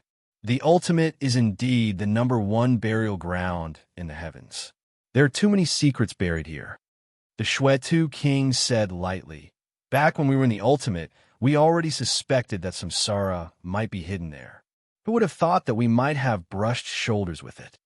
Ajadi had already recovered his original appearance of a stern sword immortal, but his face was a little pale, as if he had yet to recover from a serious injury. He coughed twice and said with a smile, "It is our fortune to have brushed shoulders with it. Don't forget, samsara will be hidden in the great darkness heaven. The darkness in the ultimate is perhaps one of the most terrifying places in the heavens and realms." It suppresses the innate, inextinguishable spiritual light of the 9 Yinluo gods and seals countless evil spirits. Half of the evil demon ancestor's consciousness, the demon ancestor, is in the great freedom heaven, and the other half, the great darkness hell, is also in the ultimate. Besides the Avicii sword, which is still in the hands of the elder ancestor, the ultimate can be said to hide more than half of the evil demon ancestor. In addition to the destruction demon ancestor sealed in the core of the ultimate, half of the evil demon ancestor's power is in the ultimate. People say that we have the ancestors of destruction and slaughter, but today the evil demon ancestor of the underworld of Yudu City has appeared. Only then do we know that we originally had 3 ancestors, the evil, slaughter, and destruction demon ancestor. The blood-soaked demon lord shook his head and sneered, "Mok Jaloa?" This is the name given to the evil demon lord by the Buddhists and the evil beings. In the evil demon ancestor has its own title, the Star of Darkness K2. River Styx, K2, and Ro are the 3 ancestors of the evil demon ancestor. They are not inferior to the 3 venerables of the mystic door. As the lifeless cult master spoke, he suddenly started coughing violently. He was an experienced Tai, someone who was half a step into the grand heavenly realm. Yet, he was coughing like a mortal who was suffering from tuberculosis. He coughed out some dark red fragments. The blood-soaked demon monarch could not help but feel his scalp go numb when he saw how he looked like he was about to die. "Are you all right?" "I won't die." Ajadi wiped the blood from the corner of his mouth and said, "When the Yuan-Tu sword entered my body, the sword energy that could kill anything hurt my lungs. But if I refine this sword energy, I will be closer to the essence of a Yuan-Tu sword, and my Yuan-Tu bone sword box will be able to improve to the next level." The Shuetu king was silent for a while, then suddenly asked. Sandu became the carrier of the evil demon ancestor and went through the forbidden method of turning into an evil being. "I wonder if he can still turn back?" Ajadi smiled bitterly and said, "I hope he has the luck. The ancestor still needs him. He should help him turn back. Otherwise, it would be a pity for an interesting person like Sandu to turn into a lunatic like Xiao Yinyang." "Yes, Sandu is an interesting person." The Shuetu king looked up into the distance. In the great darkness heaven, although the 10 temples of Yinluo had been destroyed, Yinluo was not the only lord of underworld. Xiao Yinyang, or the evil demon ancestor, was now going to deal with another lord of underworld, who was even stronger than Yinluo, Fengdu the Great. Fengdu the Great established Yidu heaven, and under his rule were the 5 ghost emperors, who established Mount Guizhong, Mount Luo, Mount Luofu, Mount Paodu, and Fengdu City. Mount Luoho's 6th heavenly palace was in Mount Luoho. This great emperor of Bane was not the trash like the 10 temples of Yinluo. The great emperor was happy to watch the devil Dao kill 10 temples of Yinluo. But if the devil Dao wanted to destroy the underworld and completely destroy the lineage of Yin God, he might not agree. Therefore, after the evil demon ancestor descended, he did not even deal with 10 temples of Yinluo, but immediately set off to deal with him. In the underworld, there are only 3 people who could really be called great mediums: Tai Nirvana, Heavenly Lord Qinghua Empress, Ksitigarbha Bodhisattva, and Fengdu the Great. Among them, Fengdu the Great was the strongest. Of course, there was also a saying that Tai Nirvana, Heavenly Lord, hid the deepest, and might be the strongest of the 3, but after all, there was no proof. After all, Qinghua Empress's apostasis was below Fengdu the Great, so on the surface, this great emperor was still the strongest. When King Yinluo was still around, he might have been one, but he was too biased towards Buddhism, so Fengdu the Great was pushed aside by Emperor Zhanshu of the Heavenly Court and had no choice but to abdicate. After that, King Yinluo was forced into the 10 kings, so Yanjun only had the apostasis of king, not King Yinluo's apostasis, and his position in the Heavenly Court system was greatly reduced. At the same time, other than the few Yanjun who were biased towards Buddhism, there are also a few Yanjun who were biased towards Mystic Door. Whether they were biased towards Mystic Door or Buddhism, they all submitted to the Heavenly Court, with Emperor Zhanshu as their leader. Speaking of which, why didn't Qinghua Empress do anything when the underworld was destroyed? Xuetu King was puzzled. Ksitigarbha Bodhisattva was invited away by the demon's sect. The great Emperor of Bane would never help Yinluo of the 10 palaces, so why didn't Qinghua Empress do anything? At this moment, Ajadi suddenly recalled that the Taoist master of Corpse Demon had vaguely mentioned the secret of the underworld's destruction in the downstream of time. He shuddered and hurriedly stopped Xuetu King from thinking any further. He said in a low voice, "This is not something we should be concerned about. The more we know, the more tragic our deaths will be. Xuetu, have you forgotten this principle?" Xuetu King suddenly widened his eyes and said in a low voice, "You mean?" Qinghua Empress smiled bitterly and obediently accompanied the dignified goddess sitting in front of him. The 9-headed lion he was sitting on was obediently bowing its head, not even daring to raise its head. Lady Hutu smiled and stroked the tiger's head. The big cat carefully rubbed against the goddess's slender hand and made a purring sound, as if it was telling something. The goddess smiled and patted its head. "You said that the monkey bribed you and took the opportunity to slip into the underworld. Shintu and Yulei, those 2 useless things, they can't even guard a door. Years ago, the Emperor of Heaven and River Styx came and went, ignoring the underworld and causing me to lose my authority in the netherworld. I haven't even settled the score with them yet. 2 mischievous things." The Shinta tiger immediately growled in a low voice. The goddess pinched the skin on its head, scaring the Shinta tiger. Lady Hutu smiled. "That's enough. There's no need to plead for them. I know they can't stop powerful beings like River Styx and Emperor Jiang." This time, they were alert and guarded the underworld's gate, preventing the Heavenly Court's army from taking a step into the netherworld. Their merits offset their demerits, so I'll let them go this time. At this moment, a powerful aura suddenly erupted from the wreckage of the underworld in Yuta City. Lady Hutu raised her head, her pretty eyes filled with murderous intent as she stared in the direction of the wreckage of the underworld. She smiled coldly and said in a low voice, "When he and Ksitigarbha entered the underworld, he was smart enough to change into a woman. I've been dragging this score with the Buddhists for so long, just for this day." The goddess calculated with her fingers. "There's no need for me to do anything. That monkey can take care of that guy. Qinghua, Ksitigarbha is gone. How much longer do you want to drag this on?" Qinghua Empress smiled. "My Qinghua world can be moved at any time. Since it's the goddess's request, how can I not obey? Wait a moment, I'll pack my luggage and move back to the heavenly realm immediately. Tai Nirvana Heavenly Lord is here to save people, not the netherworld hierarch. With the goddess here, who dares to be the netherworld hierarch? Ksitigarbha Bodhisattva is seeking his own death. I won't accept it." Lady Hutu sneered. "River Styx dares not." Imperial Emperor Qinghua didn't dare to say anything else. With a wave of his sleeve, he ordered his divine generals to bring a group of citizens to the Green Flower World, severing the connection between the Green Flower World and the 7 Treasure Forest and the Dark World. He was preparing to raise it to the Heaven Realm.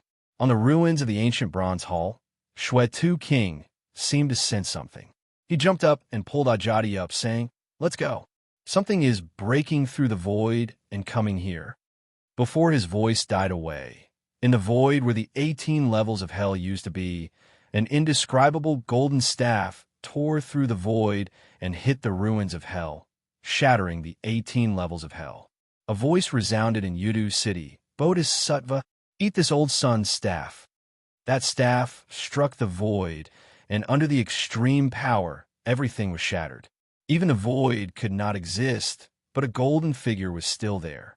When the power of the staff dispersed, Xuetu King and Ajadi, who had far away and were still shaken by the aftershock, saw Ksitigarbha Bodhisattva sitting on the ruins of Wajiao Rock. His golden body was broken. The Bodhisattva put his palms together, lowered his eyes, and chanted, "I vow not to become a Buddha until hell is empty. The netherworld is broken, and hell is empty. The vow has been fulfilled, but it is not the right way." I will not become a Buddha. Nirvana, nirvana. If Ksitigarbha Bodhisattva doesn't go through nirvana, the victorious fighting Buddha won't be born. Great sage, lend me a bit of your divine light and protect us Buddhists. Ksitigarbha Bodhisattva finished chanting, and with a smile on his face, he disappeared. The bloody-soaked demon lord and the lifeless cult master had goosebumps all over their bodies. Both of them were trembling in fear as they watched the monkey stepping on a spiritual cloud and emerging from the void. Staring at the Ksitigarbha Bodhisattva's slough, the monkey frowned and said softly, "You would rather take a fatal blow from me just to rip off a wisp of my spiritual light." Ksitigarbha Bodhisattva's golden body could no longer speak. Monkey King shook his head and said, Fine. It's an ill-fated relationship, and I'll help my brother continue the karma.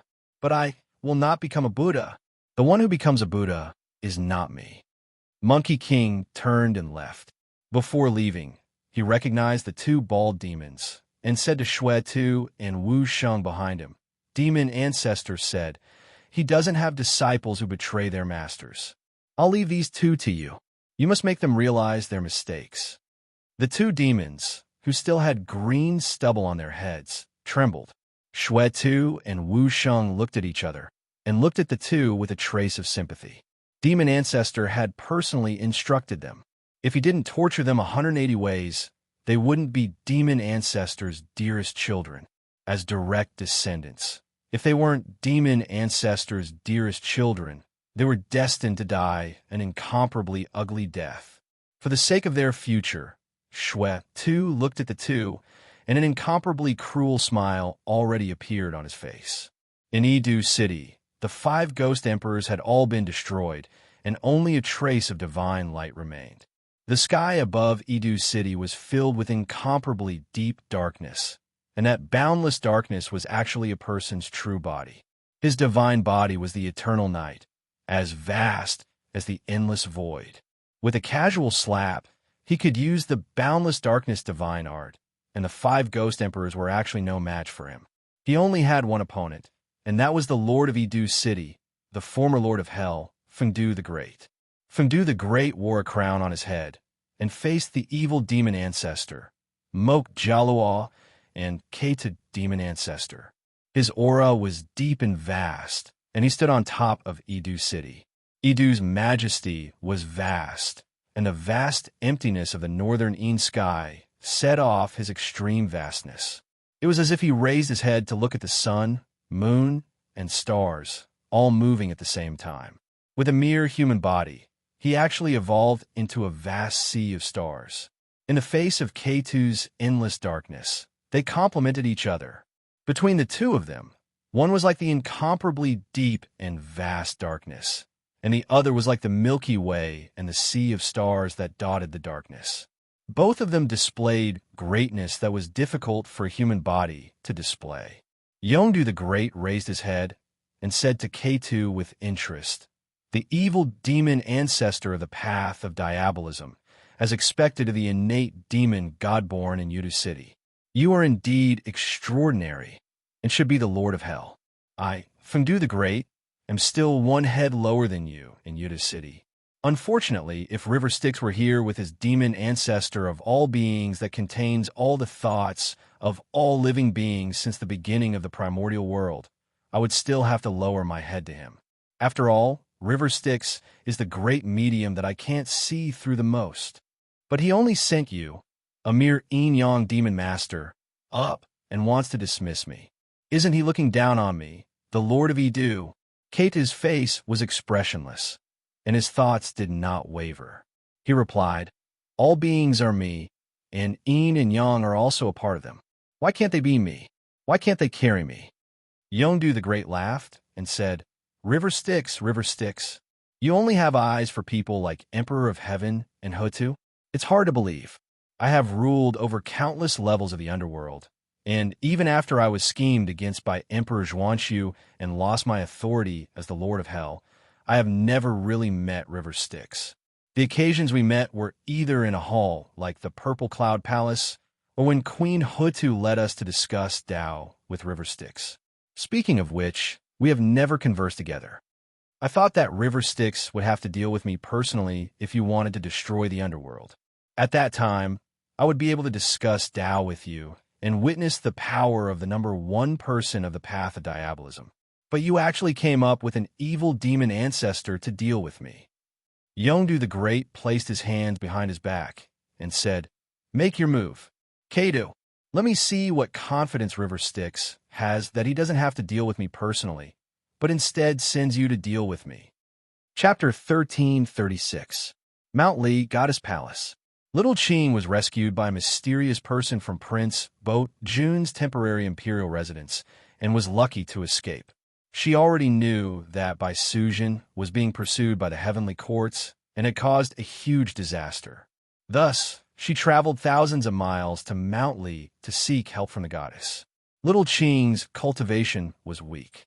High in the clouds that she could not see, Demon King Jiao and Demon King stayed in the sky on clouds and watched her escape to Mount Li.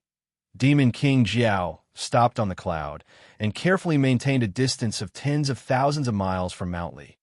Old Mother of Mount Li was a famous female immortal in the primordial three realms. She was the famous number one hominoid of the primordial world and one of the ancestors of humanity. Demon King Jiao did not dare to underestimate her. He could only hang on the cloud from afar and monitor the green snake's movements. Demon King Jiao looked at the green snake's sorry state and asked with a smile, "Big brother, why did you save this little demon?" Demon King Neo stood on the clouds with his hands behind his back. He was extremely steady, completely different from the monkey's carefree behavior. Among the 7 great sages, he had the demeanor of a great general. Old Neo was able to become the leader of the 7 great sages not only because he had the highest cultivation level, but also because his temperament was the most extraordinary among the 6 other than the Monkey King. He said in a deep voice, Bai Sujin was saved by 7th brother and escaped to the netherworld. Demon King Jiao smiled and said, "He's just a little demon. Now that the situation has been set, so what if a little demon escaped? Can he change the situation of the great human demon calamity?" 7th brother. The protrusion on the back of his head must be 3 feet high. Did Big Brother only see his rebellious nature today? If not for the fact that his bloodline is the most precious among the apes and monkeys, he would have long been removed from the 7 great sages. Now that the demon court is about to return, 7th brother is still so ignorant. He can't blame us for disregarding our brotherhood. Demon King Neo frowned and said, "When Bai Sujin escaped from our encirclement, he used Old Mother of Mount Li's talisman. Prince Mu was able to escape and ascend to heaven because of Old Mother of Mount Li. Also, don't forget, the relationship between 7th brother and Old Mother of Mount Li. He said it was the golden orchid."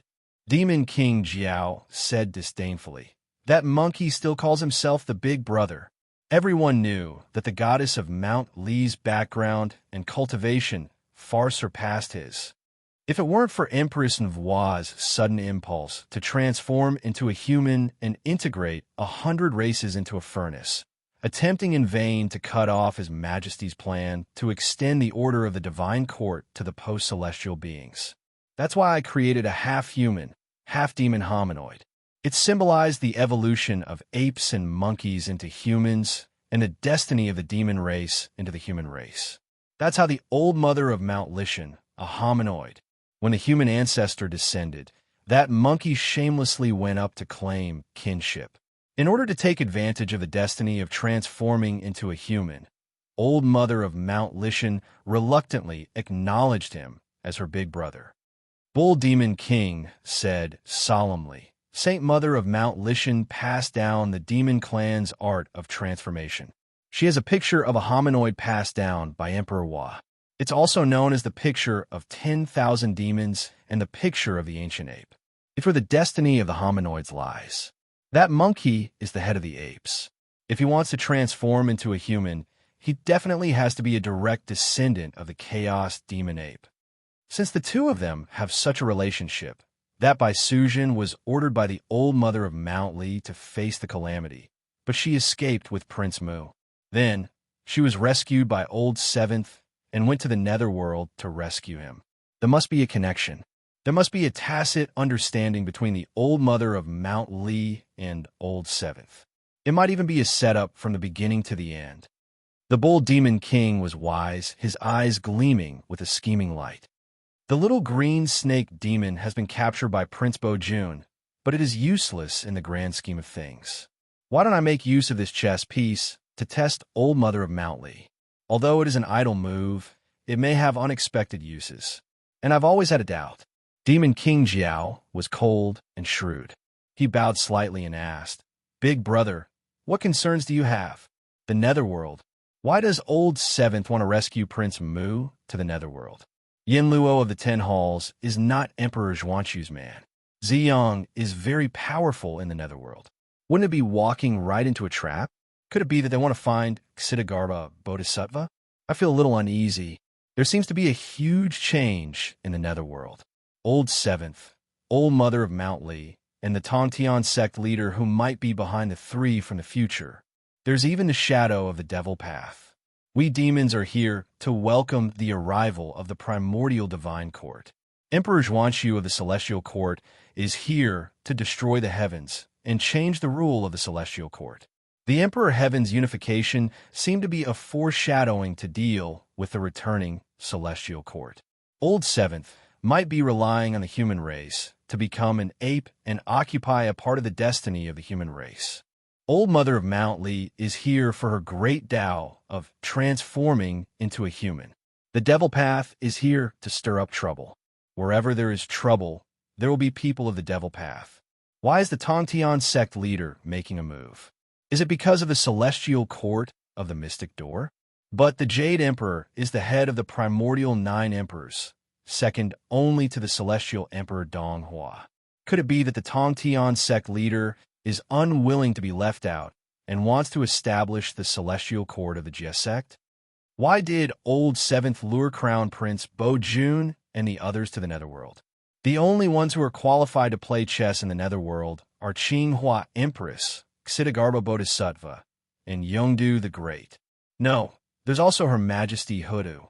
The relationship between Old Mother of Mount Lee and Old Seventh started because Empress Hua created the human race, and the netherworld was established by Holy Mother Hutu. By Suzhen, a mere snake demon, actually has so many powerful figures behind her. Just thinking about it sends chills down my spine. Demon King Jiao shook his head and said, "Is Amir by Suzhen worth the 2 Holy Mothers' attention? Big brother, you're thinking too much."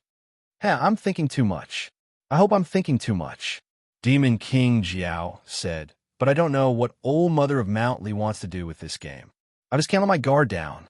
Little Qing landed on a cloud at the foot of Mount Lee. Although she was anxious, she still respectfully and obediently climbed up to the mountainside from the foot of the mountain, revealing a temple. Under the cover of layers of clouds, it looked extraordinary.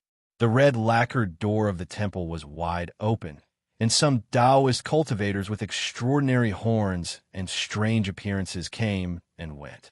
All of them were great demons who had cultivated the Tao, and there were also some human cultivators among them. The two sides got along harmoniously without any barriers. Xiaoqing hurriedly stepped into the temple, and someone greeted her. "Sister Xiaoqing, where's Sister Bai? You got into big trouble." Xiaoqing didn't have time to explain and hurriedly said, "Someone, please lead the way. I want to pay a visit to the Holy Mother. I have something very important to report." Under the guidance of a fellow Taoist, Xiaoqing passed through the winding corridor and arrived at the entrance of the temple where the Holy Mother of Mount Lee cultivated. Just as she stepped into the temple, she suddenly froze at the doorstep. This was because a young man was sitting cross-legged on a praying mat opposite the entrance of the temple. He wore a green robe and sat under the 3 Pure One's holy statues. This temple had a total of 3 halls. The first hall worshipped Old Mother of Mount Lee herself. The main hall worshipped the 3 Pure One's holy statues, and the back hall worshipped Emperor Hua and Emperor Shi. The holy statues worshipped really didn't make sense, and it made people scratch their heads in confusion. This was because the front middle, and back halls worshipped the three incarnations of the Holy Mother of Mount Lee. The front hall seemed to be worshipping Old Mother of Mount Lee, but it was actually worshipping an extremely ancient goddess, the Mother Goddess. She was an ancient goddess who had created the era of the Mother Goddess together with Enviwa and Hutu. She was an ancient goddess who had a close relationship with the two, the Ajati Mother. The main hall was supposed to worship the Ajati Mother. After she was subdued by the leader of the ancient gods, the heavenly king of Lingbao, the heavenly king of Lingbao broke away from the ancient gods and founded the mystic door. When the heavenly king of Lingbao broke away from the ancient gods and founded the Jie sect, she reincarnated and became a disciple of the Tongtian order master of the Jie sect in her second life. Because the incongruence mother had a master and was deeply indebted to her, she didn't worship the incongruence mother here, but her master instead. She was worshipped together with the three pure ones' holy statues. The last back hall was also the body of the Holy Mother of Mount Lee in this life. Because of Nviwa's kindness, she became a hominoid. The goddess Niwa was the mother of the Holy Mother of Mount Lee in this life. Therefore, she didn't dare to worship herself. Instead, she worshipped Nviwa and Emperor Shi like they were her parents. Therefore, in the Holy Mother's palace, the first hall was worshipping herself. The Ajati Mother didn't need to worship anyone else. The second hall was worshipping her master, the great senior sister of the Jie sect, the incongruence mother, to thank her master. The third hall was worshipping her parents. Nviwa created humans, and Emperor Shi governed humans. Under the three pure ones' holy statues in the main hall, there was a young man kneeling. In the Holy Mother's palace, there were demons and human cultivators who were indebted to the Holy Mother of Mount Lee. They could only worship the statue of the Holy Mother in the front hall. It was not their turn to worship the three pure ones' holy statues in the middle hall. Because the Holy Mother's palace wasn't the inheritance of the mystic door, the Holy Mother of Mount Lee worshipped the three pure ones, but her disciples couldn't. Moreover, even if someone inherited the mystic door orthodoxy of the Old Mother of Mount Lee, that person would be a member of the Jie sect. Under the Shanqing order, the Holy Mother of Mount Lee could sit on the meditation cushion under the three pure ones' holy statues while her disciples could only take a step back and kneel on the meditation cushion below. There was no reason for them to sit on the same row as the Holy Mother of Mount Lee. In other words, if he sat on the same row as the Holy Mother of Mount Lee, wouldn't he be the same generation as her? Little Qing naturally knew the rules. When she saw the young man sitting in front of the three pure ones' holy statues and occupying the Holy Mother of Mount Lee's seat, she was shocked. Little Qing was so shocked that she couldn't speak because she recognized this person. Wasn't this Fan Wu Jie? The young man who came from the future, met her and her sister by chance, got to know Prince Mu under her eyes, and even made a big fuss, causing Prince Bo Jun to lose face. Little Qing was stunned by this shocking scene. When she came back to her senses, she realized that the Holy Mother of Mount Lee was also in front of the three pure ones' holy statues, sitting beside Fan Wu Jie. The two of them sat side by side, and Little Qing was so shocked that she forgot why she came. When Little Qing came back to her senses, she saw that the Holy Mother of Mount Lee was looking at her with a smile that didn't seem like a smile, and she was still standing there in a daze. Her legs softened, and she suddenly knelt on the ground, kowtowing to the Holy Mother of Mount Lee, and said, "Holy Mother, Little Qing and my sister were ordered to go to the sky-bearing banquet to face the calamity, but we caused a great disaster. Little Qing was trapped by Prince Bo Jun, and my sister was framed for assassinating Prince Mu, and is now being hunted by the celestial heavens. Please guide me, Holy Mother. Please save my sister, Holy Mother." The Holy Mother of Mount Lee nodded and smiled. "Su Zhan is still safe, but you, child, were followed halfway, and you didn't even know." The Holy Mother of Mount Lee picked up a chess piece from the mixed heaven chessboard in front of the three pure ones' holy statues and casually threw it. Thousands of miles away, the Bull Demon King's expression changed drastically. At this moment, a white chess piece fell from the sky, pressing down on the old bull's back.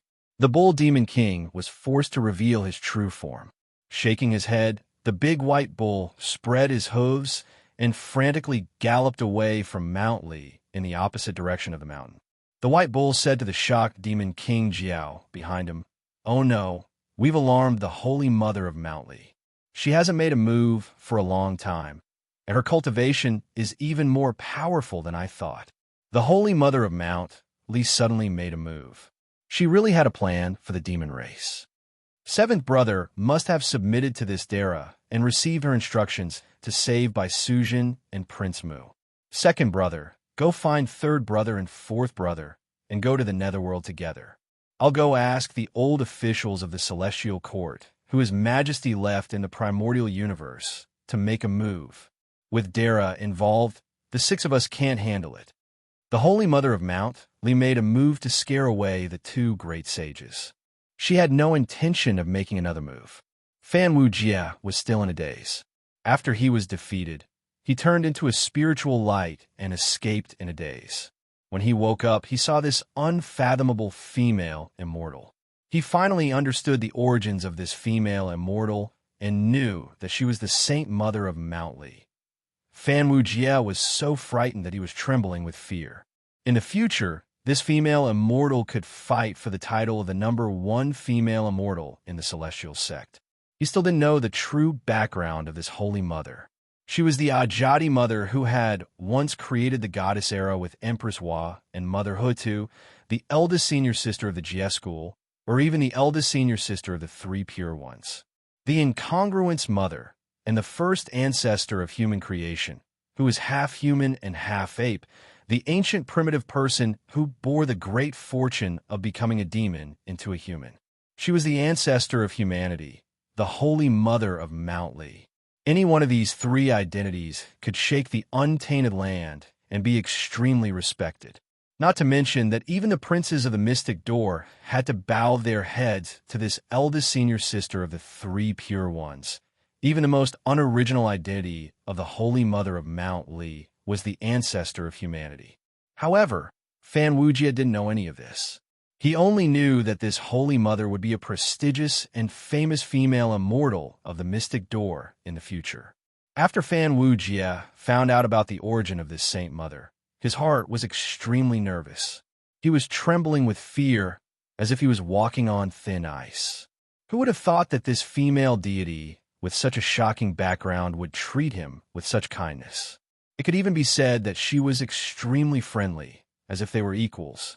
Fan Wujie also didn't understand. How did he have the honor to be friends with this female immortal? However, Old Mother of Mount Li would give him pointers from time to time. Fan Wujie was naturally overjoyed to be able to receive such a great divine powers guidance. Moreover, his position in the Holy Mother's palace was also extraordinary, so he might as well temporarily sacrifice himself in this palace. These few days, he was preparing to find out news about Yuan Yu and Shui Tu when he saw little Qing coming to him. Fan Wujie continued to ask, "Senior sister, I wonder where the few people who came with me are. Are they with Bai Sujin, Prince Mu, and the others?" Old Mother of Mount Li smiled and said, "How would I not know about the big trouble they caused in the underworld? Your three companions are people of the Devil Tao. They are all extraordinary. One of them is the direct descendant of the Blood Sea, the Blood Devil lineage. The other is under Yuan Tu, the direct descendant of the Killer Demon.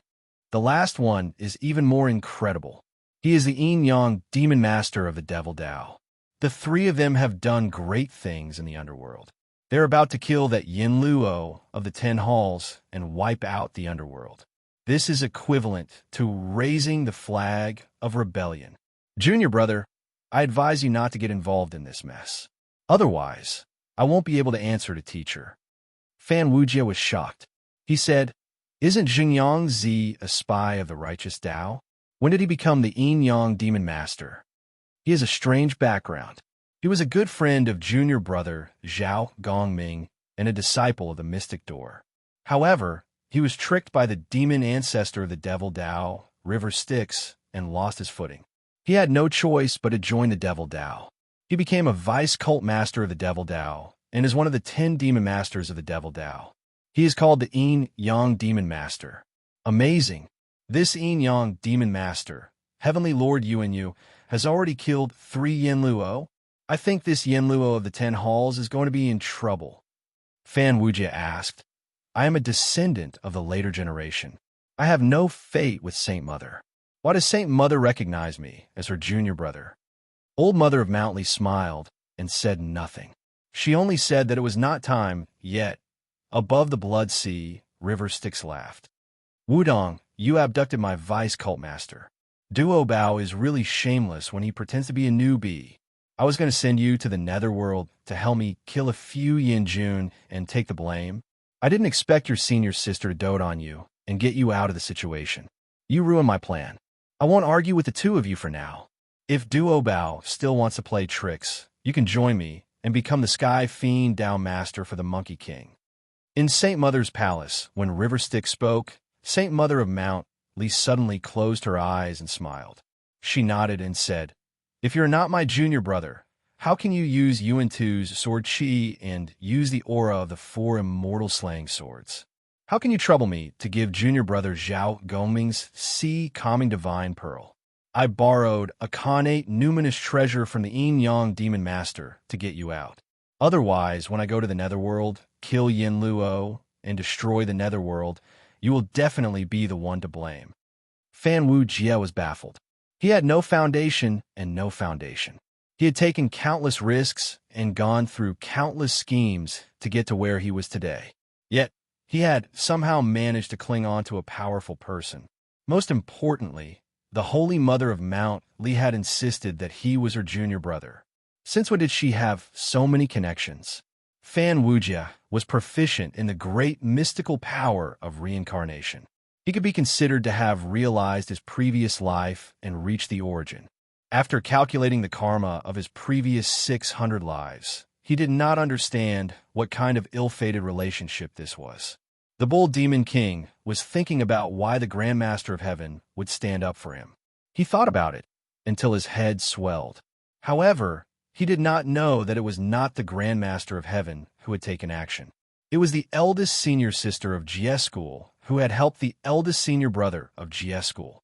He could not imagine that the country bumpkin from the future, a mere Lord of Tao, would be related to the Lord of Dara, one of the 2 great mediums of the GS School, the great Taoist Duo Bao.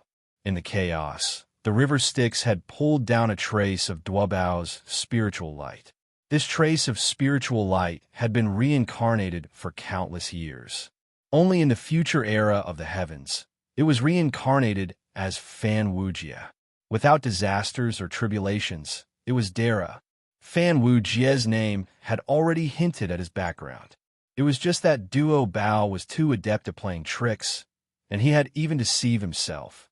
That was why Fan Wujie still did not know about his connection with this eldest senior brother of the GS sect.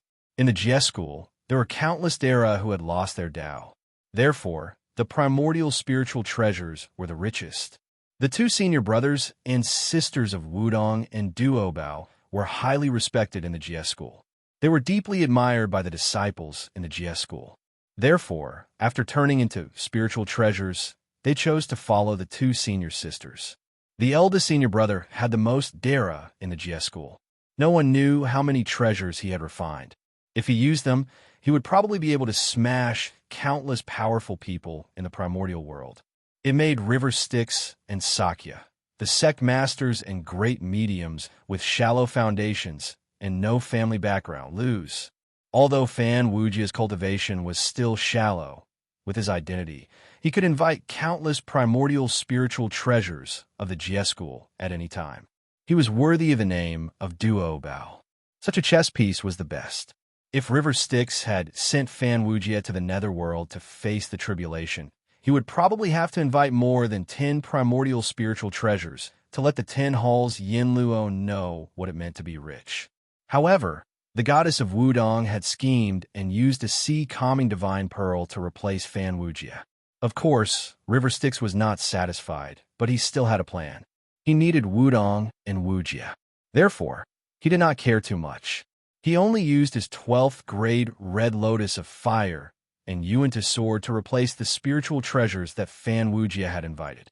Chapter 1337.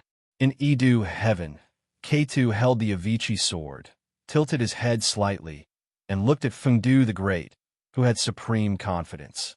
He looked down on the countless ghosts and gods in Edu Heaven, the Lord of Dara, the 5 ghost emperors under the great Emperor of Bane, and the ghosts and gods that were not Dara.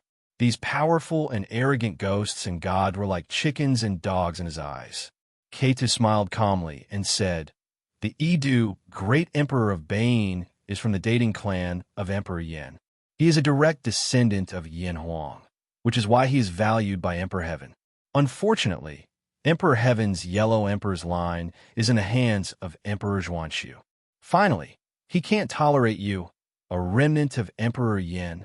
Back then, Emperor Heaven inherited Emperor Yan's orthodoxy and became the orthodoxy of the human race. The only unconvinced emperor, Yan's Jiuli clan, became Chiyu. He was defeated by Emperor Heaven and turned to Hudu. Because of this friendship, Xingtian and Chiyu are not willing to deal with you. That's why we, the Devil Dao, have to deal with you. Ancestor River Styx has prepared a suitable opponent for you. Unfortunately, someone has interfered and caused this prepared battle to be in vain. Perhaps someone wants to test the true ability of the 3rd demon ancestor of the Devil Dao. Keita smiled regretfully. What a pity. Countless mighty figures and great mystical abilities of the primordial world wanted to figure out how deep the evil fiend ancestor, who was hidden in the fiend Dao, was. This opportunity was originally used to plot against someone. I didn't expect that the first time I, K2, make a move, I will only have you as my opponent. K2 raised his head and stared at the void. There was a hint of loneliness and desolation in his eyes. Too weak, K2 said coldly. As my opponent, a mere Edu, great Emperor of Bane, is not worth it. What could he get out of this? Dating, you can be considered a figure in Dara, but among the great divines, you're too far away from me. The look in Keita's eyes was not something that someone like the Yin Yang Demon Master could have. Even Bai Yin Yang did not have the confidence to look down on Yongdu the Great. However, he was not River Styx because River Styx was not that serious. He was all living beings, or at least a part of all living beings. The demon ancestor of all living beings was the combination of the countless thoughts of all living beings in the primordial era. He was an unimaginably huge poltergeist. It could be said that all the ghosts in the primordial world were a part of him. It was the same for Black Yin Yang. That was why Ji-Du, or rather, Mok Jaw, was a consciousness formed from the countless evil beings in the darkness of Yudu. This consciousness was a part of the devil ancestor of all beings.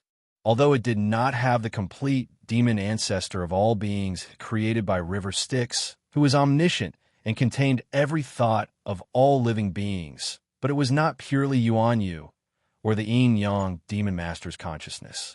The birth of the 3rd demon ancestor of the devil cult, the evil demon ancestor, surprised many powerful beings in the primordial world. River Styx's plan was beyond their expectations. However, even the evil demon ancestor K2, who was expected to be born, was only an innate fiend god. At most, he was a great divines. The Blood Sea and Yudu City were the 2 places where the souls of all living beings returned to before reincarnation was created. However, the Blood Sea and Yudu City were not the most powerful ones in the primordial world. The Sea of Blood was a lump of Pangu's blood essence, which was polluted by the impurities of the gods and devils he had killed when the world was created. Yudu, on the other hand, was the deepest and darkest place in the universe after the world was created. It was the darkest place that was naturally born in the primordial universe. They were all great divines, who had not seen the Pangu era after countless reincarnations. Before River Styx came to this Pangu era, the ancestor River Styx was just an identity of Ro's demon ancestor. The Blood Sea demon fetus was originally prepared for Ro. The evil and resentment of the chaos fiend gods gathered to give birth to Ro. Then, the Pangu's blood essence, which was polluted by the impurities of the chaos fiend gods, became the only demon ancestor. In this Pangu era, River Styx was invited by the great lord of Tao and Virtue and the Tai Ching immortal from another universe. No one knew his background, nor did he have any savings. He was not as famous as Ro. Although he had a bad reputation in the Tai era, he was inexperienced. Except for those who had fought with River Styx and knew how powerful he was, the other great divines who had nothing to do with River Styx were unfamiliar with this new leader of the diabolism, the ancestor River Styx. Only the three pure ones, the revered one, the Emperor Heaven, the Emperor Wa, Emperor Shi, and the Torch Dragon, who were the top existences in the primordial world, had some understanding of River Styx. The other Heavenly Lord Dara and the great divines had a limited understanding of River Styx. In their impression, the most impressive thing that the ancestor River Styx had done was to plot against the destruction demon ancestor, Ro, and seal her in the ultimate. Also, during the meeting in the Purple Cloud Palace, the ancestor River Styx had proposed the primordial water cycle and the ultimate model. In this way, River Styx was actually not as powerful as Ro. He was not considered to be one of the top great divines in the primordial world. Therefore, Yinluo of the 10 Palaces looked down on River Styx, not because they were blind, but because River Styx was a real newbie in this Pangu era. Who knew that a newbie could be a monster? In comparison, Fengdu the Great was also the master of the 9 mysteries, the commander of the 5 mountains, the commander of the North Sea, the commander of the 3 and 5 mountains, the commander of the 6 heavens, the high official, the emperor of the heavenly court, and the lord of the underworld. How could such an identity be any weaker than the lord of the diabolism?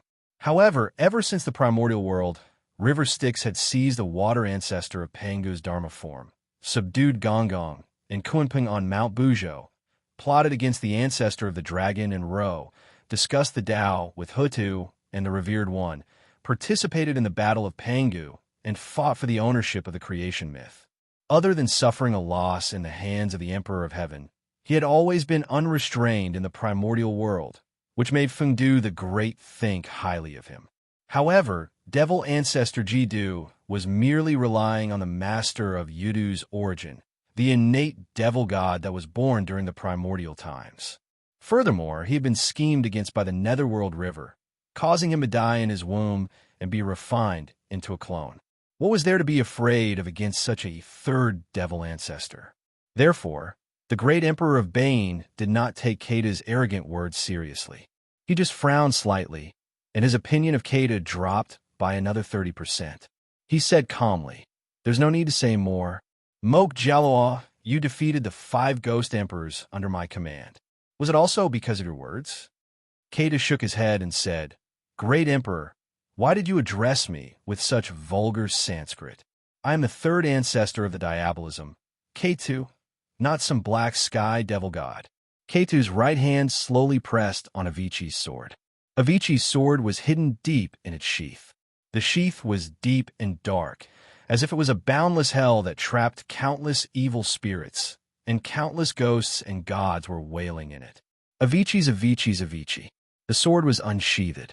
In the Avicii, there was no time, no space, and no fun. Avicii. The endless torture and suffering in the hell sharpened an unparalleled, unstoppable blade. When Avicii struck with his sword, the netherworld was colorless.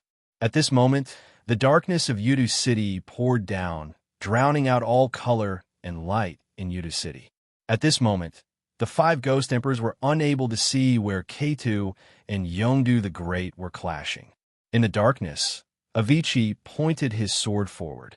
In the Avicii hell, the anger, madness, grief, hatred, unwillingness, despair, depression, regret, and guilt of countless souls for countless years were brewed in the horrifying torture of the Avicii hell.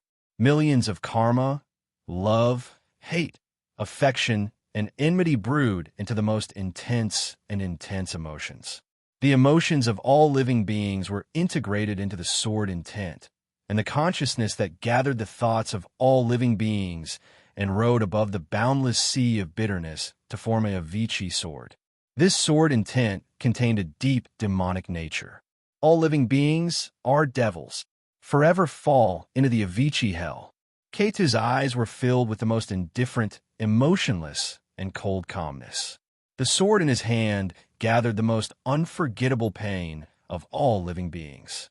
Among all emotions, only bitterness was the most profound and moving.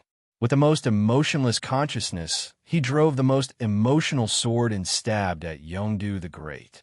As the sword stabbed out, above the untainted land of the Yang realm, the sun and stars suddenly dimmed, and a trace of darkness appeared at the edge of the sun. The light of the sun was swallowed by the nameless darkness, and a trace of darkness appeared on the surface of the golden sun. This darkness was strange and inexplicable. It gradually swallowed the other light of the sun, and soon a gap appeared in the sun and the sky. As the gap grew larger, the untainted land was gradually shrouded in darkness. At that time, the untainted land was shaken. Even the supreme heavenly court, which was above the 9 heavens and ruled the untainted land, was faintly affected. Emperor Donghua, who was in Lingxiao Palace, watched as the heavenly realm slowly fell into darkness. He stepped out, stood up, and reported, "The demon star is eating the sun, and K2 is flying in the sky. The day is turning dark. This is an ominous sign. I fear that the underworld will be overturned and reincarnation will collapse. King Yin Luo of the underworld is not virtuous. The demons are spying on him, and Hutu is disgusted. I hope your majesty will issue a decree to demote him." Emperor Zhuanshu said solemnly, "This is the omen of a great calamity. Kato has appeared in the world, the demonic path has flourished, and the demons are ready to make trouble. The sun of the untainted land is at its peak. It is formed by the right eye of the great god Pangu. No stars in the 9 heavens can cover it. Only Ro K2 is the star of darkness. It can cover the sun and the moon of the untainted land.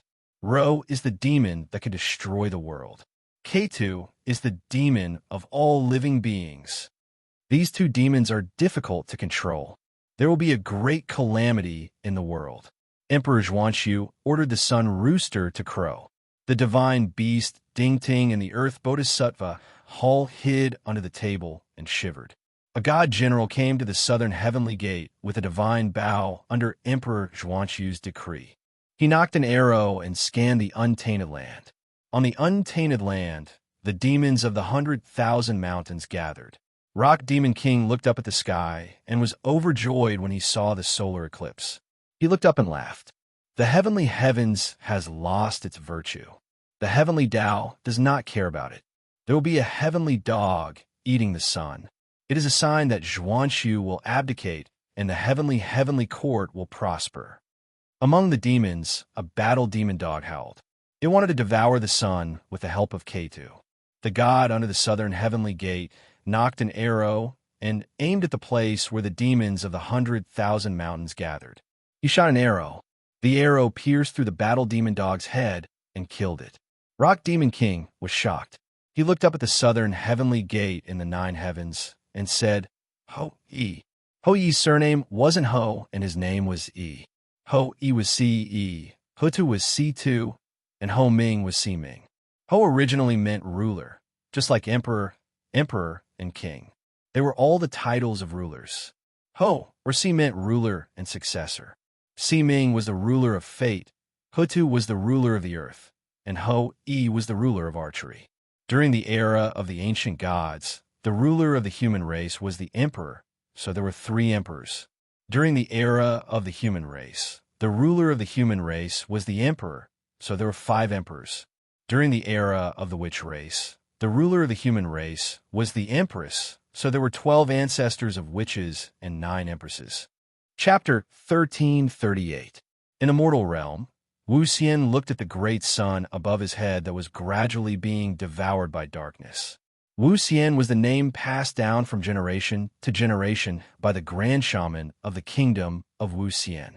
Legend had it that the kingdom of Wu Xian was the head of the 10 shamans of Spirited Mountain, the guardian of the immortal Emperor Herb. As the grand shaman was the 5th generation of Wu Xian, he was also known as Xian Wu. Wu Xian Wu looked at the solar eclipse. His cultivation base had touched upon destiny, and he saw the turning of the heavens. But in the blink of an eye, he was scared out of his wits.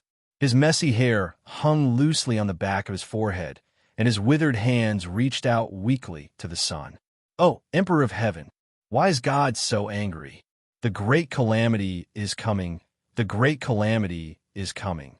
I see blood rain falling from the sky, the heaven and earth shattering, the majestic mountains that house the ancestral spirits, and the gods collapsing, the earth beneath my feet collapsing, from the easternmost East Sea to the westernmost desert. The great calamity, the boundless great calamity, the blood of all living beings in the sky pouring down like rain. It will not stop for 9 days, the corpses of the gods piled up like mountains. Everything is going to shatter. Everything is going to be destroyed." A huge comet appeared in the sky, tearing the heavens apart. Countless demons surged out from the crimson wound. The most ancient gods led countless warriors to the demon star, the devil mark, and I heard the bell ringing. As soon as she finished, the oldest shaman of the kingdom of Wu Xian Wu, who had an astonishing cultivation base, spurted out dark red blood from her 7 apertures. The murky blood mixed with tears slid down from her eyes. The surrounding spiritual children screamed and fled in fear. The young man wailed with a sharp voice. "The shaman ancestor has collapsed. The shaman ancestor is bleeding from his 7 apertures. He is going to die." Wu Xian Wu's 7 apertures were bleeding. He heard the bell ringing from the lower reaches of time and space. With each ring, his body trembled violently, as if he was severely injured, and waves of dark red blood oozed out from his 7 apertures.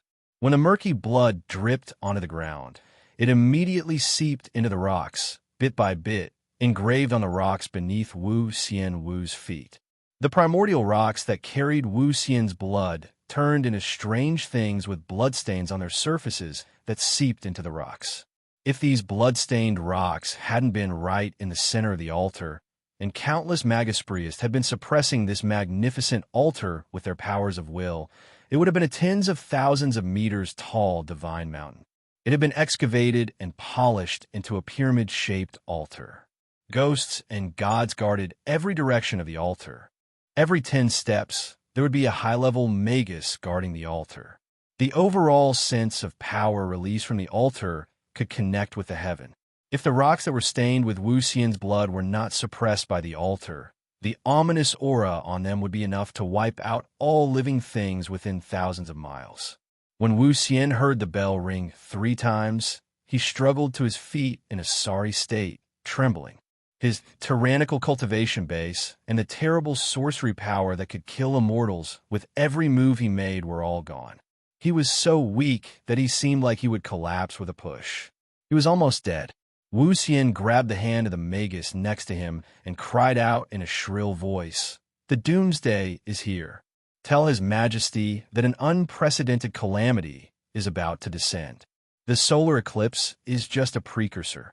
The ghosts and gods underground have already been devoured by the boundless blood. The headless fiend gods have slaughtered the king of the ghosts and gods. Darkness, an indescribable darkness, stretches beneath the earth. An extremely powerful fiend celestial, comparable to a heavenly god, has been born from the darkness.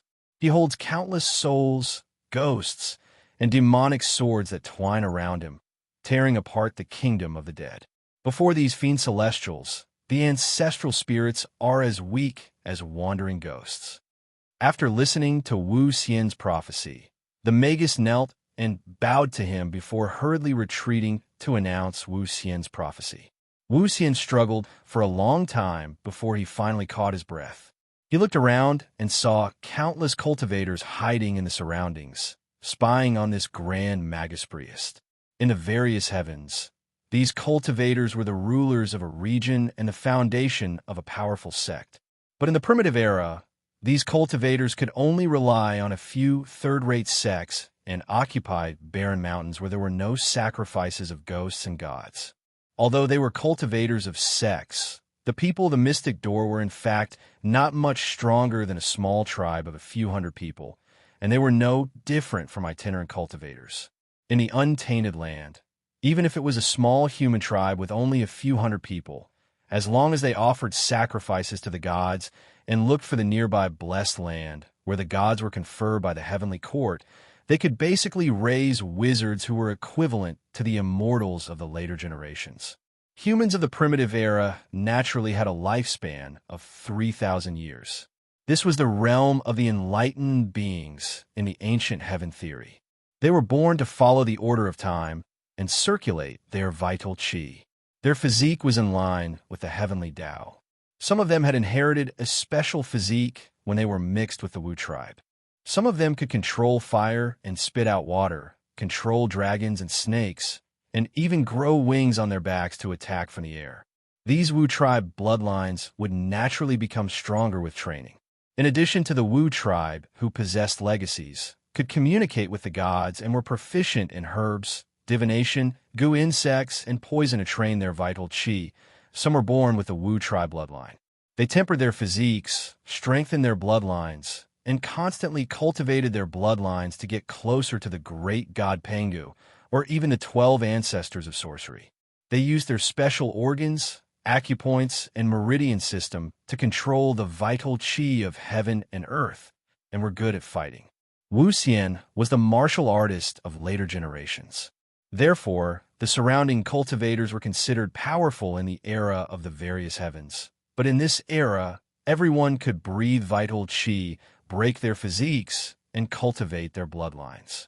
In the era when a human reached adulthood, it was equivalent to the martial artist of later generations transforming into a fiend god's body.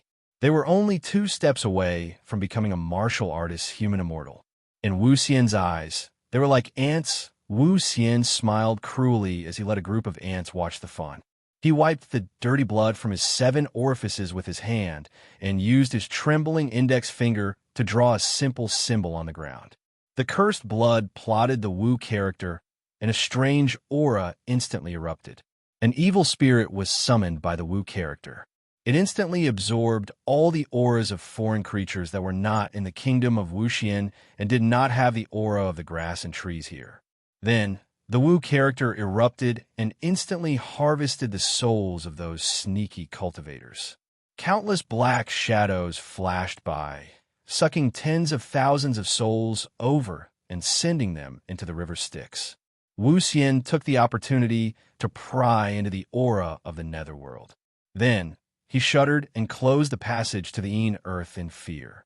The few great cultivators beside the kingdom of Wuxian could be considered to have stepped onto the stage of the primordial world. Although their forces were not as powerful as the kingdom of Wuxian, which had been passed down for thousands of years, they were qualified to pass down their legacy steadily. They were not like those sects that were like child's play. The few heaven immortals discussed, in low voices, something big has happened in the netherworld. Has Grand Magus Priest Xian Wu confirmed it? A cultivator with withered yellow hair said in a low voice, yes. After the solar eclipse, he indeed went to make a divination. In the end, it led to a great disaster. It was said that Wu Xian was very afraid and claimed that there would be an unpredictable tribulation. He almost died after the divination. During this period of time, there were often lonely souls, wild ghosts, and even evil spirits breaking free from the Yellow Springs Road and escaping to the world of the living. They lurked in the mountains during the day and came out at night to eat people and enjoy blood. The heavenly court has ordered the mountain gods and earth gods to gather these lonely souls and wild ghosts. Many fellow Taoists have also gone to capture souls to refine treasures and cultivate. A female cultivator smiled coquettishly and said, does the heavenly court have any specific news about the changes in the netherworld? A gloomy, evil cultivator suddenly said, it's said that it's a fiend tribulation. As soon as he spoke, the others were a little afraid and did not dare to speak. Clearly, they were a little afraid of this evil cultivator. After a long time, the cultivator with withered yellow hair said in a low voice, now that the solar eclipse has lasted for 3 days, it's obviously a sign that a great tribulation is coming. When a cultivator with a weaker cultivation base who had just stepped into the threshold of heaven immortal heard this, he used his bronze divine knife to carve a few ancient runes on the cracked bones of the spirit turtle beside him. The mysterious and unpredictable runes recorded. In the Wu dynasty of Wu Xian, there was a solar eclipse for 3 days and a great change in the netherworld. The Wu dynasty of Wu Xian felt that the sky was raining blood, the mountains and rivers were overturned, and a great tribulation was coming. In the era of heavens, a group of old demons from Huangquan School and monks from Earth Bodhisattva Temple gathered together. The leaders of both sides, Yama King and Xian Ryu of Gajozian, sat facing each other, staring at 2 broken pieces of oracle bones. There were several extremely mysterious runes engraved on the oracle bones. When the oracle bones of both sides were put together, more than half of the runes were gathered. Although the runes were incomplete, it did not affect the overall structure. Yama King coughed and said, "Our 2 sects have been fighting for this treasure for thousands of years. Since the appearance of the oracle bones, several skyscrapers and arhats have died because of it.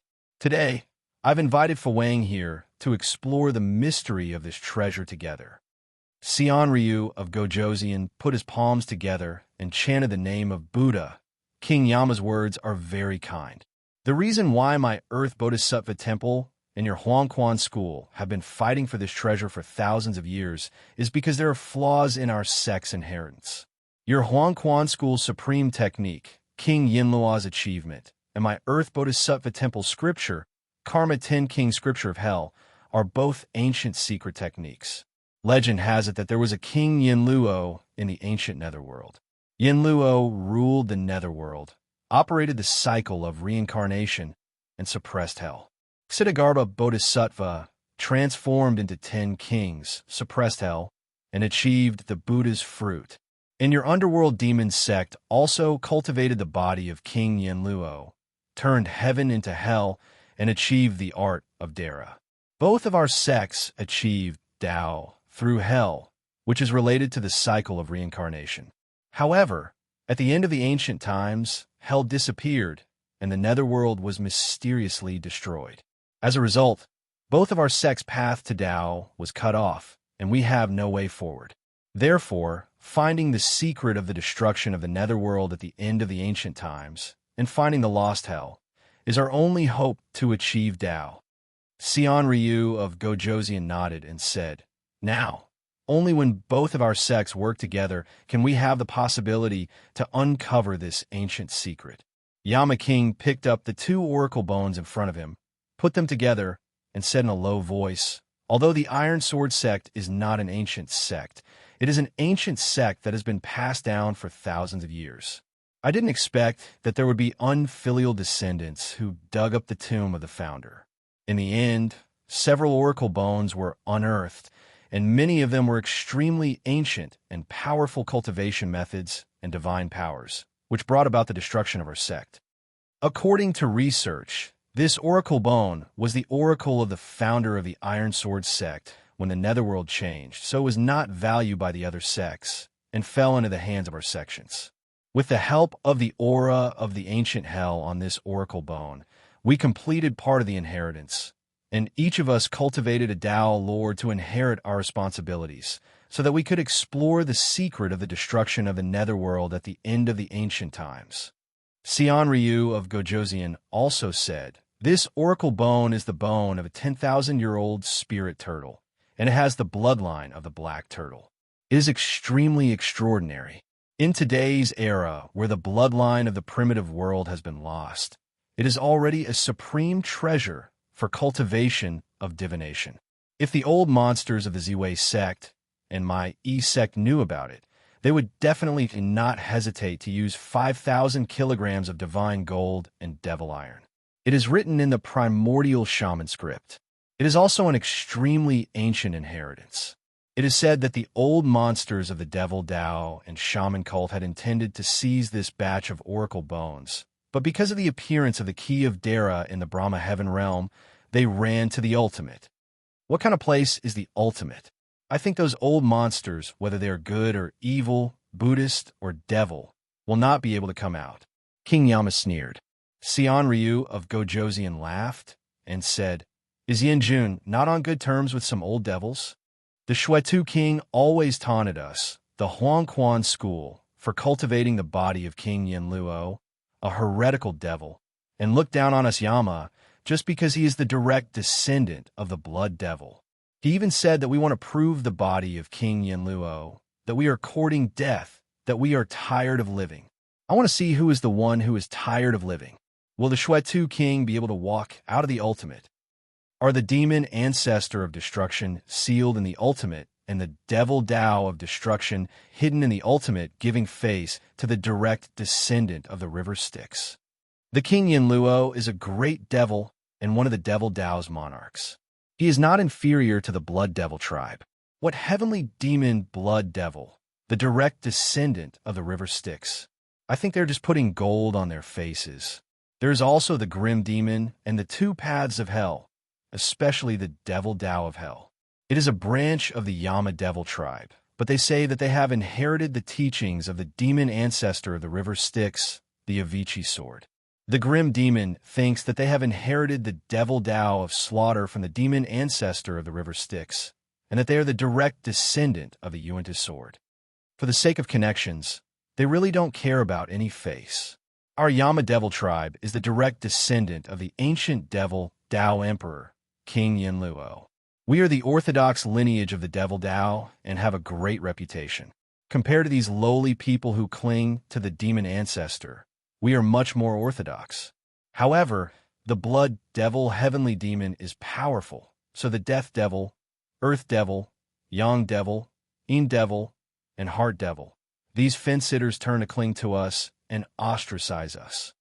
The Xian Ryu of Gojoseon pointed at the oracle bone and asked, "Can the demon monarch decipher this primordial shaman script?" King Yama smiled and said, "What's so difficult about that?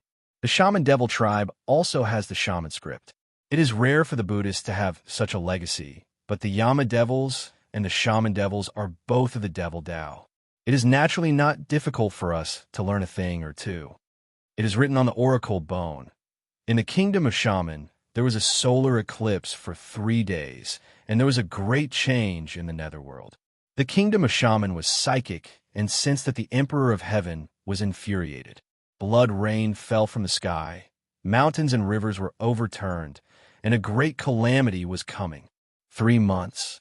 Attack the builder tree of the eastern heavens, destroy the heavens. There will be a great calamity, and the underworld will collapse. Demon. The next few shaman scripts became blurry. No matter what kind of divine power they used, it was difficult to restore them. King Yama caressed the shaman scripts that were almost smoothed out and said in a low voice, "The shaman script on the oracle bone carries the spirituality of divination, so it has a spiritual response. That is why we can use the contents of these shaman scripts to divine and figure out the aura of the primordial hell." The last few words once carried extremely terrifying information, so it was erased by the information it carried, because even the 10,000-year-old spirit turtle could only record it for an instant, and then it erased it on its own. Just like the shaman script on the oracle bone that was unearthed, it never had the name of the Emperor of Heaven, nor the names of the great divine power of the primordial era. It is said that the Flame God sect used all the power of the sect, and even 2 Tao lords almost died, to unearth the shaman script of the great god Zhu Rong in an ancient heaven. They used this opportunity to add a legacy to their sect, the Zhu Rong Fire God Dragon driving secret incantation. Its supreme secret incantation, the Zhu Rong incantation, is the only incantation that can cultivate the Zhu Rong divine fire in the heavens, and it has unfathomable power. King Yama said, "Let's join forces and use the sect's most precious treasures, the broken bronze hall of my Huangquan school and the Earth Bodhisattva Temple's Sanskrit board of the Earth Bodhisattva Temple. With the help of this oracle bone, we will return to the untainted underworld with the characteristics of Dara."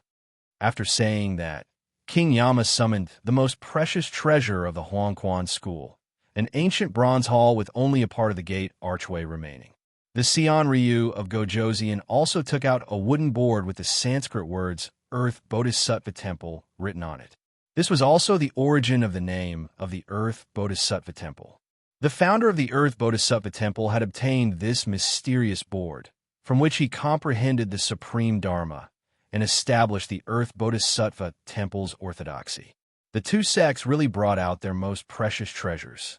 With a trace of the characteristics of Dara in the two precious treasures, the mysterious oracle bone was activated, and the two patriarchs and the old monsters behind them were instantly pulled into the void darkness.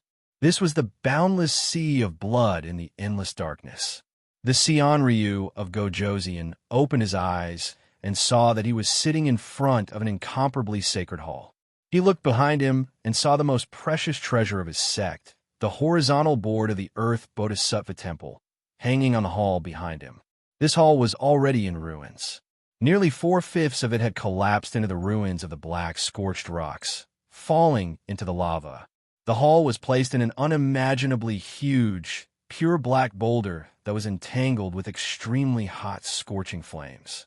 Half of the huge boulder that was as huge as the heavens had collapsed. At the top of the boulder, half of the boulder had been smashed into pieces, and the side of the collapsed cliff had become a broken golden body. The Buddha's aura had already dimmed. There were cracks all over the golden body, and in some places, the glaze-like Buddha's bones were already exposed. It put its palms together and closed its eyes slightly, facing the front. Over there was an unimaginable mark of a staff that had collapsed the boulder. The Seonryu of Gojoseon was so scared that his limbs went soft. He prostrated himself and cried out in surprise, "Bodhisattva!" As he cried out, the horizontal board of the Earth Bodhisattva Temple above his head fell down with a loud bang and fell into the arms of the Seonryu of Gojoseon. A strange beast that looked like a dog or a lion ran out of the Earth Bodhisattva Temple. When it saw the Seonryu of Gojoseon, it revealed a look of disdain. When the Seonryu of Gojoseon saw the strange beast, he was so scared that he prostrated himself again. Dingting's sacred beast. Dingting glanced at the collapsed, scorched rock. The huge black boulder, surrounded by the sea of blood, was like a drop of water in the ocean. When Dingting saw the staff mark, his body trembled slightly. When he saw that the Seonryu of Gojoseon still wanted to climb to the top of the scorched rock to invite the golden body of Bodhisattva down, he quickly bit on the Seonryu of Gojoseon's sleeve and threw him further away from the golden body. Just a little bit of Dingting's aura had triggered the staff mark on the golden body. At this moment, an angry roar echoed in the void. "Eat my staff! One staff! Staff!" The echoes echoed in all directions, and the Seonryu of Gojoseon's avatar was almost shattered. He spat out a mouthful of light golden blood. Would he be able to return to the ancient era with the help of the Grand Luo realm? Grand Patriarch Yama Demon landed in front of an ancient bronze palace that was shrouded in darkness. By the time Grand Patriarch Yama Demon awoke, the darkness was only a meter away from him, and he could vaguely hear a voice calling out to him. King Yama listened and heard countless strange voices calling out one after another. "King Qingguang! King Qingguang! King Qingguang!" There were also other voices calling out, "King Song! King Chujiang!" King Yama was horrified when he heard this. His soul almost left his body and fell into the darkness. If not for the protection of the ancient bronze temple behind him, he would have fallen into the darkness involuntarily. What's in the darkness? Why is the name of the 10 temples of Yenluo being called out? The 10 temples of Yenluo are the 10 incarnations of King Yenluo. Could there be a great secret related to King Yenluo hidden in the darkness? I was received by the ancient bronze temple and came here as soon as I left the sea of heaven's realm. Could this be the underworld at the end of the ancient times? The countless calls in the darkness. Could it be the countless ghosts in the underworld calling for the 10 temples of Yenluo to return? Could this ancient bronze temple be the 10 temples of Yenluo? The 10 temples of Yenluo have already become ruins. There are countless calls for the 10 temples of Yenluo in the darkness. What happened in the underworld? Where did the 10 temples of Yenluo go? Chapter 1339. King Yama sat in front of the dilapidated ancient bronze hall. He was initially shocked by the vast and ancient aura of the ancient bronze hall behind him.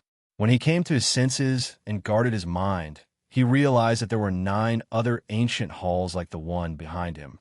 10 dilapidated ancient bronze halls. King Yama's heart almost trembled. This could be the 10 temples of Yinluo. The 10 temples of Yinluo have been destroyed. King Yama's mind was a little blank. He almost suffocated as he thought, who did this? Although Huangquan School had long guessed that the treasure of their sect might be the legendary 10 temples of Yinluo, the impact of guessing based on the remnants of Yinluo Hall and seeing the destroyed 10 temples of Yinluo in front of them were 2 completely different concepts. At this moment, King Yama was restless. He had to calm the shock in his heart and guard his mind. He said to himself, didn't we borrow the remnants of Dara's characteristics from Yinluo Hall and Earth Bodhisattva Hall to explore the secret of the destruction of the underworld? Is it the treasure on my back the treasure of my sect? It's not too dilapidated now. What happened that left only a gate and a part of the memorial archway, and was picked up by the patriarch?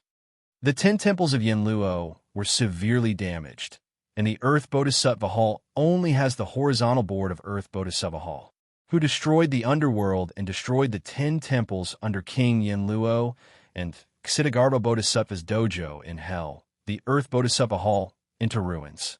The Xianryu of Gojoseon had the same doubts in his heart, who destroyed the golden body of Bodhisattva, shattered the scorching rock, and made the Earth Bodhisattva Hall collapse.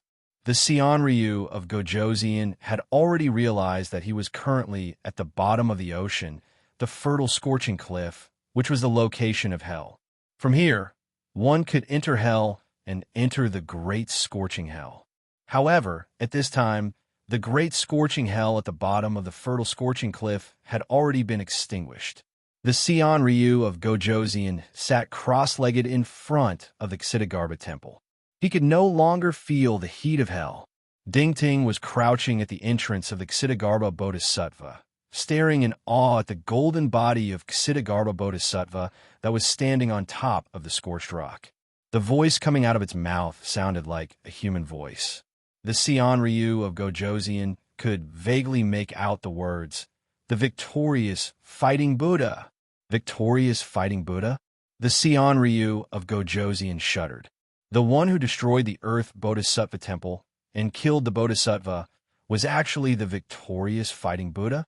But why would the victorious fighting Buddha kill Bodhisattva? The Xianryu of Gojoseon heard the roar of the golden body of Bodhisattva. Eat my staff. There was also the remnant of the supreme divine power. Faced with this violent rage, the extremely tyrannical and incomparably violent staff, the Bodhisattva could still smile and disappear. The smile on the face of the golden body was a mixture of bitterness and joy. It contained the supreme essence of Buddhism. If not for the fact that the Xianryu of Gojoseon was having a hard time comprehending it, he would have been able to comprehend a supreme dharma from it. Faced with this staff, the golden body of Bodhisattva was not destroyed. It was only trapped within the tyrannical fighting will of the victorious fighting Buddha. On the other hand, Dharma King Shanlong was only faced with an echo left behind in the past, but he was shaken to the point that his Zen heart was almost shattered.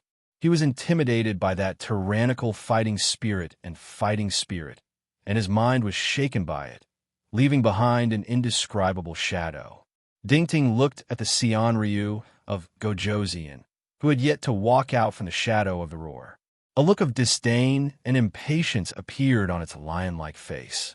However, it shook its big head and pondered for a moment. Then it simply lay in front of the Ksitigarbha temple, put its 2 big paws under its head, and pretended to take a nap. The Bodhisattva had set up 2 schemes at the cost of his life.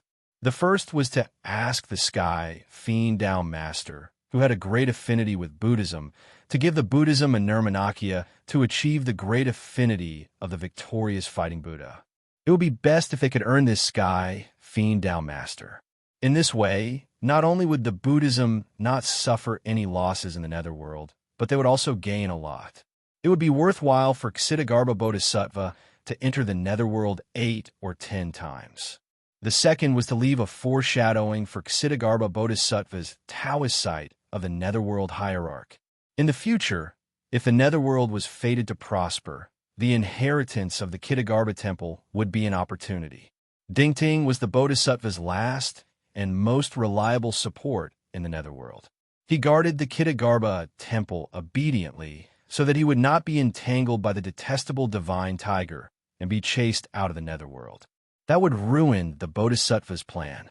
Thinking of the divine tiger raised by the two idiots guarding the gates of hell, Dingting gritted his teeth in anger.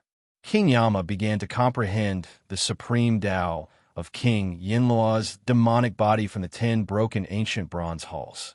King Yinluo sat in the imperial court. The body of the Son of Heaven needed the protection and support of the supreme imperial court.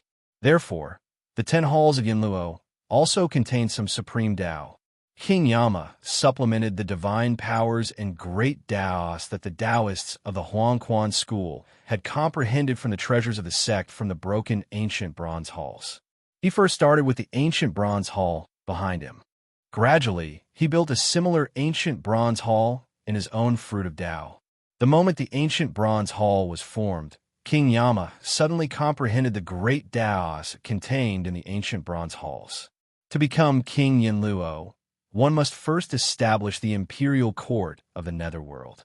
The 10 ancient bronze halls contained the supreme Tao of establishing the Netherworld divine court. After building the 10 ancient bronze halls in the fruit of Tao, one's primordial spirit would walk into the hall and sit on the throne in the hall. Then, one would be able to cultivate a Yinluo primordial spirit and cultivate one's own primordial spirit into the avatar of the Yinluo king. If one cultivates the 10 halls of Yinluo, he can cultivate his primordial spirit into the incarnation of the 10 halls of Yinluo king. Then, by relying on the 10 ancient bronze halls, one can open up hell and suppress countless vengeful souls and ferocious ghosts. One can use one's own primordial spirit as the incarnation of the 10 halls of Yinluo king to suppress countless ferocious ghosts. With countless souls as resources, one can probably gradually open up the Netherworld and the world of heavens and gradually pull back the fragments of the Netherworld. Finally, the 10 halls of Yinluo in the fruit of Tao will be built. When the interior of the fruit of Tao and the exterior of the world of heavens converge, there will be an opportunity to unite the 10 halls of Yinluo king and transform the primordial spirit into the supreme King Yinluo. King Yama comprehended the principle of breaking through Dara. His eyes were fanatical, and he thought to himself, "My Yama Dao is indeed the dignified and righteous path of the devil path." Master Yama, demon ancestor, was originally an ancient corpse of the devil god. After being resurrected in the Netherworld, he accidentally obtained the remains of the ancient bronze hall. Now, it seems to be the remains of the broken 10 halls of Yinluo king. From it, the patriarch comprehended the great way of Yinluo king. Using this great way of the Netherworld and the most taboo of the devil path, the 9 questions of the Netherworld, he created the King Yinluo achievement method, and half of it, the somewhat incomplete 18 mud plows of Vici Dao. Now, I finally have the opportunity to return to the end of the ancient times. When the Netherworld was destroyed, I saw the remains of the 10 halls of Yinluo king. I completed the inheritance left behind by the patriarch and combined the King Yinluo achievement method with the 18 mud plows of Vici Dao. I finally understood why the patriarch created the incomplete 18 mud plows of Vici achievement method. So these 2 mental cultivation methods complement each other. Only when the primordial spirit cultivates the King Yinluo achievement method can one have the chance to transform into the Yinluo king.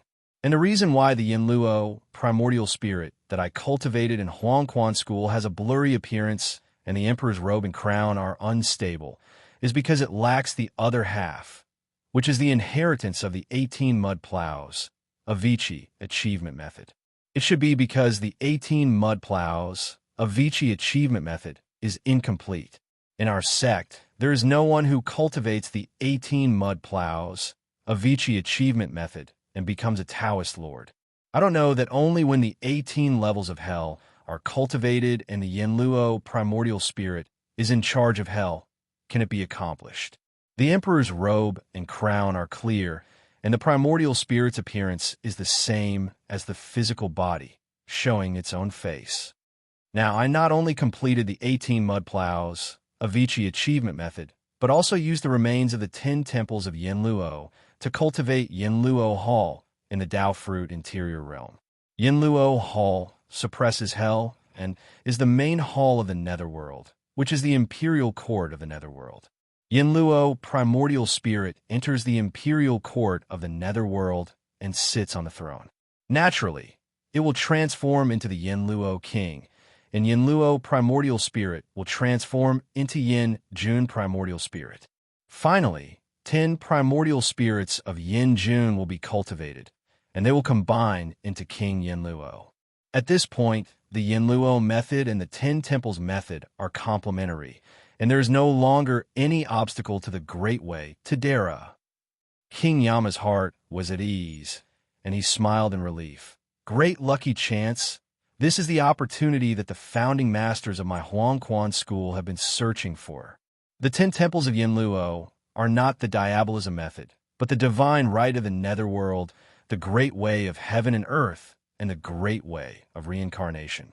Unfortunately, the 10 temples of Yinluo were broken by an unknown mighty person, and the Tao blade was no longer complete, so the founding master used the diabolism method to complete it.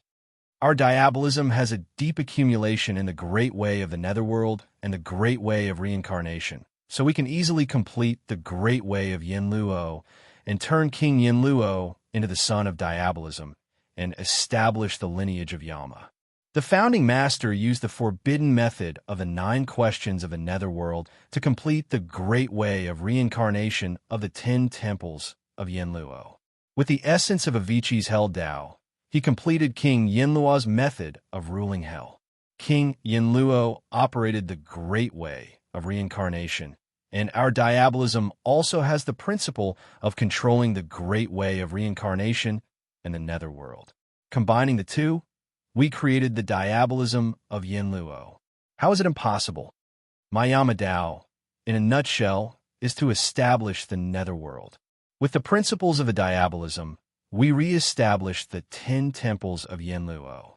Unfortunately, the founding master of Yama Luo was an ancient corpse, and his lifespan was originally Yin. After the destruction of the netherworld, he founded the Huangquan school in the myriad heavens. One day in the Yang world is 1 year in the Yin world, so his lifespan was depleted very quickly. He had no choice but to enter the ultimate in his old age to search for the remaining fragments of the netherworld and change his Yin life. But so many years have passed. His Yin life should have dried up by now. The founding master was a celestial, but his path was cut off because of the lack of lucky chance. What a pity. King Yama sighed. The true meaning of reincarnation, the will of the heavens, and the human heart? A faint sigh reverberated in the depths of Yudu's darkness. Under the sea of blood, Tao Master Corpse Devil suppressed the judge's brush. He raised his head and sighed. At that moment, his face was astonishingly the founding master of the Huangquan school, the Corpse Demon King. Outside Idu's sky, the ghost city of Idu, which Fengdu the Great was suppressing, was torn apart by Avicii's sword. The ghost emperors fled in all directions to avoid the sword light. Countless ghosts and deities fell into the nether world, into the cracks in the void created by Avicii's sword, and into the nether world of Avicii. Keita demon ancestor flew to the outside of Idu's sky. Idu's sky had already been torn apart, and it was sinking into the great nether world. Fengdu the Great met Keitu's sword. When Avicii's sword stabbed out, it turned into the supreme darkness and split the Rahu 6 heavens created by Yongdu the Great in the blink of an eye, tearing Fengdu the Great into 2 beams of spiritual light. One ascended to become a god, and the other fell into the Demon King. On the surface, this sword was the supreme darkness of Keita demon ancestor, but inside, it was the supreme power of the evil demon ancestor. It was the torture of the demonic nature of all living beings. At that moment, the remnant thoughts of the souls that had sunk into the netherworld for countless years turned into the torture of Demon Ancestor. Demon Ancestor was the thought of all living beings. At this moment, the dark, demonic, negative, and evil thoughts in the hearts of all living beings turned into a torrent, forcibly splitting Fengdu, the Great's spiritual light, into two. It represented the evil side of the Great Tao, turning into the Demon King of the North. It represented the good side of the Great Tao, the positive side, turning into the Yongdu the Great. It could be said that this was the most terrifying thing about the demon ancestor of all living beings, the evil demon ancestor Ketu. The evil demon ancestor was all living beings, everyone, and Yongdu the Great was only a part of all living beings. He was also the demon ancestor of all living beings, and also Ketu. It was just that in front of the demon ancestor of all living beings, the ordinary Dara was manifested into an evil version of himself at a glance. The evil thoughts were triggered, and the demon body was created. As for Yongdu the Great, after being slashed by Avicii's sword and the supreme darkness of Yuda's city, his spiritual light was forced into two. Following the principle of yin and yang, only then did he split into a demon body. In front of the demon ancestor of all living beings, he saw himself. Ketu sighed and said, "The demon ancestor of all living beings has no heart. It uses the heart of all living beings as its heart. I'm the demon ancestor of all living beings, but aren't you also the demon ancestor of all living beings? You think that the demon ancestor of all living beings isn't in front of you because it hasn't used its full strength, but you don't know that you're a part of the demon ancestor of all living beings. I'm just a mirror that allows you to see the demon ancestor of all living beings in your heart, to see the evil of all living beings." Yongdu the Great laughed. He said in a low voice, "I've lost, but in the end, I still managed to test it out. You demonic cultivators are really ambitious to actually want to divide yin and yang into two. The mystic door and Buddhism are the righteous path, while you demonic cultivators are the negative path. Where there is righteousness, there must be demons. The forces of righteousness and demons mutually transform and balance each other, which is in line with the principle of yin and yang. But with the demonic cultivators alone, you want to balance with the mystic door, Buddhism, and even the 3 sovereigns and 5 emperors of the human race. The plan of the demonic cultivators to balance yin and yang is a little too ridiculous. Today, you can divide me into good and evil, turning me into the Demon King of the North and Yongdu the Great. In the future, will you be able to divide the primordial Lord of Heaven into the primordial Lord of Heaven of the Mystic Door and the primordial Demon King of your demonic cultivators? How do you know it's impossible if you don't try?" Ketu Demon Ancestor said emotionally, "All living beings are like demons, and the demon ancestor of all living beings, Ketu, is indeed the ancestor of the demonic cultivators corresponding to the primordial Lord of Heaven of the Mystic Door. He's still young now, but in the future, he might be able to compete with the primordial Lord of Heaven of the Mystic Door. Dara had no trials, so he didn't have life and death, nor did he enter the cycle of reincarnation. If the innate aura wasn't suppressed, the fall of the true body was just a change of body. However, the new body was often not as skillful as the old body, so the power that could be exerted would drop. If the old body fell in the hands of the enemy, the new body would not be able to withstand it, so it usually wouldn't turn back to fight again, lest it hurt its skin again. Now, that Fengdu the Great was divided into two by Ketu, Dara's true body was divided into two, just like how Wuji was divided into Tai Chi, the original realm of Mixed Yuan was divided, and there were life and death, yin and yang, Tao and demon, North yin, and Idu. When Dara's realm was broken, Fengdu the Great's innate aura couldn't be fully borne by these two bodies. It was equivalent to dividing a large body into 2 small bodies. Although it was still Dara in essence, it was a 2-body unity of opposites. Only when the 2 bodies merged into one could it be considered a complete Dara. However, The body of the demon king of the north was also a part of the demon ancestor of all beings. Under Ketu's interference, it was difficult to return to Wuji and Tao and demon as one. It could be said that Yongdu the Great had been divided into two parts and sealed. His innate aura existed in the demon king of the north and Yongdu the Great at the same time. The demon king of the north had fallen into the path of diabolism and became the demon ancestor of all beings. The evil demon ancestor, the root of the path of diabolism, was created by the demon ancestor. In the sense of Dara, it was equivalent to falling.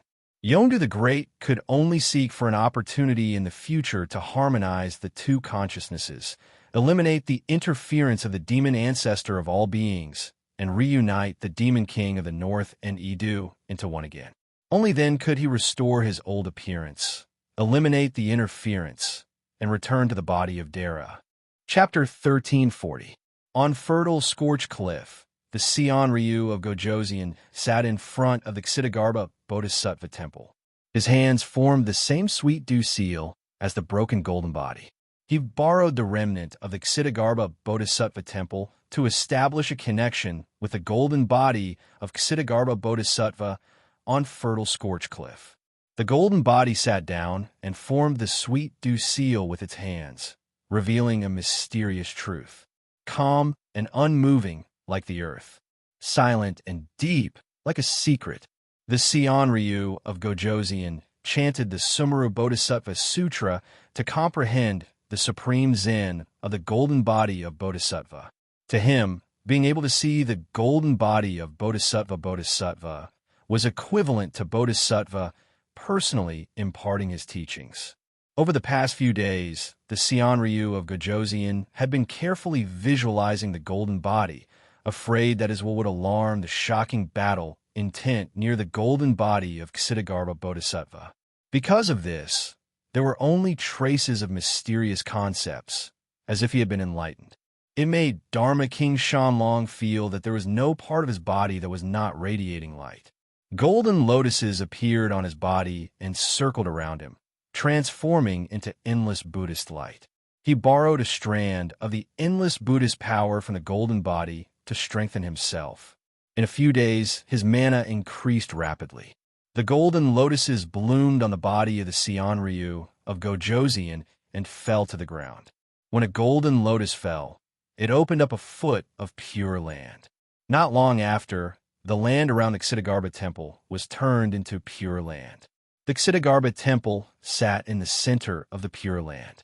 The Sion Ryu of Gojoseon only needed to connect his mind slightly, and he could feel endless power. The golden lotuses spun in the Ksitigarbha temple. The shadows of countless sons of Buddha, Arhats, and Bodhisattvas appeared on the two sides of the main hall of the Ksitigarbha temple. They stood on the golden lotuses and chanted the Summa Bodhisattva Sutra. The chanting of countless sutras strengthened the Sion Ryu of Gojoseon, helping him to improve his Buddhist power. It was like the evening drum and morning bell and the Zen of Devanaga chants.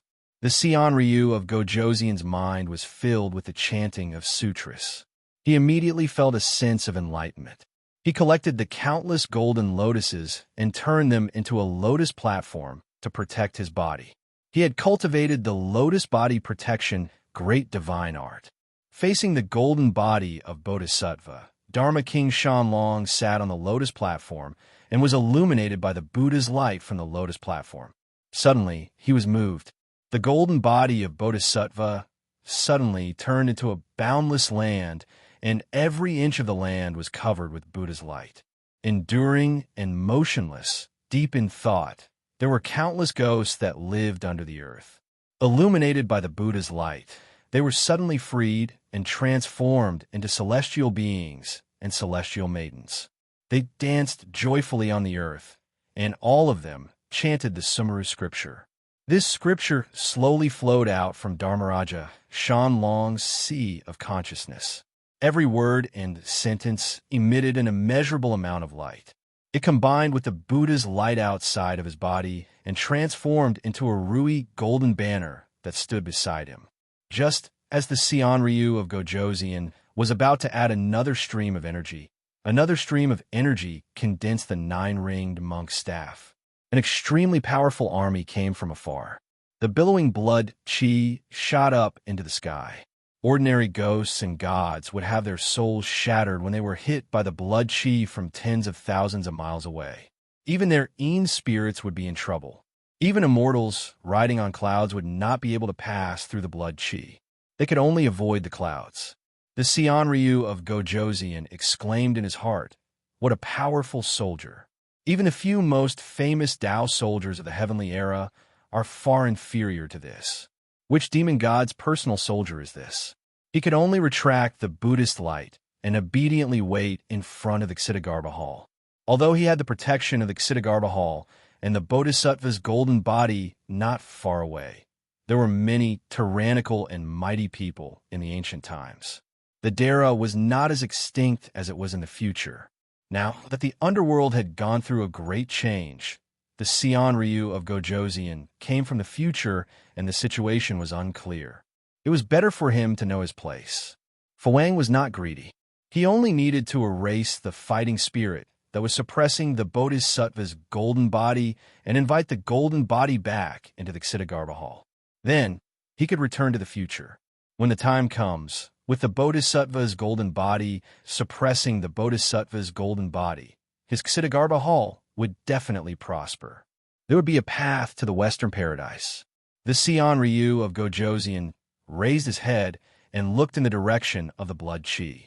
He saw an iron-blooded chi meandering upwards. In the dark sky of the underworld's Yudu city, it bared its fangs and brandished its claws. It was like a long, iron-blooded dragon that spanned tens of thousands of miles. Against the extremely dark background, the iron-blooded dragon breathed in and out. A tragic, vast, mighty, and majestic aura suppressed all four directions. It caused the pure land of the Ksitigarbha Hall to shrink by a third, turning into a white lotus that took root on the Wajiao rock. Under the blood chi, a vast, majestic, and tyrannical army surged forward. They rode on thousands of bronze warships, on which were countless heavenly soldiers in full armor. Every single one of them was no weaker than a true immortal. With millions of human immortals gathered together, their blood chi soared to the heavens, and even ghosts and deities avoided them. There were dozens of divine thunders and divine cannons on each of the warships. The remnants of thunder and fire on the cannons were comparable to the heavenly tribulations of a future life. This fleet of heavenly soldiers came very quickly. The speed of the bronze warships surpassed that of Tao Lords, and they arrived on the Wajiao rock in an instant. A divine general standing at the bow of the main ship looked down at the broken Wajiao rock and said in shock, "Why is the Wajiao rock mostly destroyed? In the past, this stone would be burnt red and charred black by the scorching heat below. Why is it so cold now? Where is the scorching hell below?" Another divine general scratched his head and said, "The Wajiao rock is anchored to hell, and it is one of the great gates of hell, not far from the 10 halls of Yenluo. A few days ago, I heard from the Emperor that something had changed in the netherworld, and he ordered us to come help, but we were blocked by the gates of hell for 3 days. If it wasn't for the fact that we are in the same class in the heavenly court, we wouldn't have bothered. Now we've missed the opportunity. I wonder what kind of battle happened here at the Wajiao rock. Wait, this is..." Divine General of War Kong Ing looked at the golden body of Ksitigarbha Bodhisattva on the Wajiao rock and said in shock, "This is the golden body of Ksitigarbha Bodhisattva?" The golden body of Bodhisattva smiled peacefully, but anyone could tell that Ksitigarbha Bodhisattva had passed away. Another divine General Mu Kuei led the army to the sky above the Wajiao rock, and when he saw the golden body and the half-destroyed Ksitigarbha Hall, he said in shock, "Who dares to flatten Bodhisattva's Bodhimanda? We have come to help. Where is the Yenluo Hall of the 10 halls? Why didn't you open the door to the 10 halls of Yenluo? It must be those 2 traitors doing." Kong Ing said angrily, "Shintu Lei, you're the Eastern Ghost Emperors in vain. You've missed the opportunity and caused us to arrive 3 days late. They must know the inside story. I'll go capture them and interrogate them. Divine General Mu Kuei was about to turn around and settle the score with Shinty, but he was stopped by Divine General Fang Jiao, who said, "Wait, we don't know the situation yet." Shinty is one of the 5 ghost emperors personally conferred by Yongdu the Great. If there is internal strife in the underworld and Yongdu the Great intervenes, won't we be in an awkward position? There seems to be someone alive in the Xidagarba Hall down there. I'll go capture him and interrogate him. The other divine generals all felt that this was reasonable. Shinty was deliberately stalling for time, which was very suspicious. This huge change must have been caused by some powerful figure who had come to deal with Xidagarba Bodhisattva. Didn't they see that Xidagarba Bodhisattva had been killed?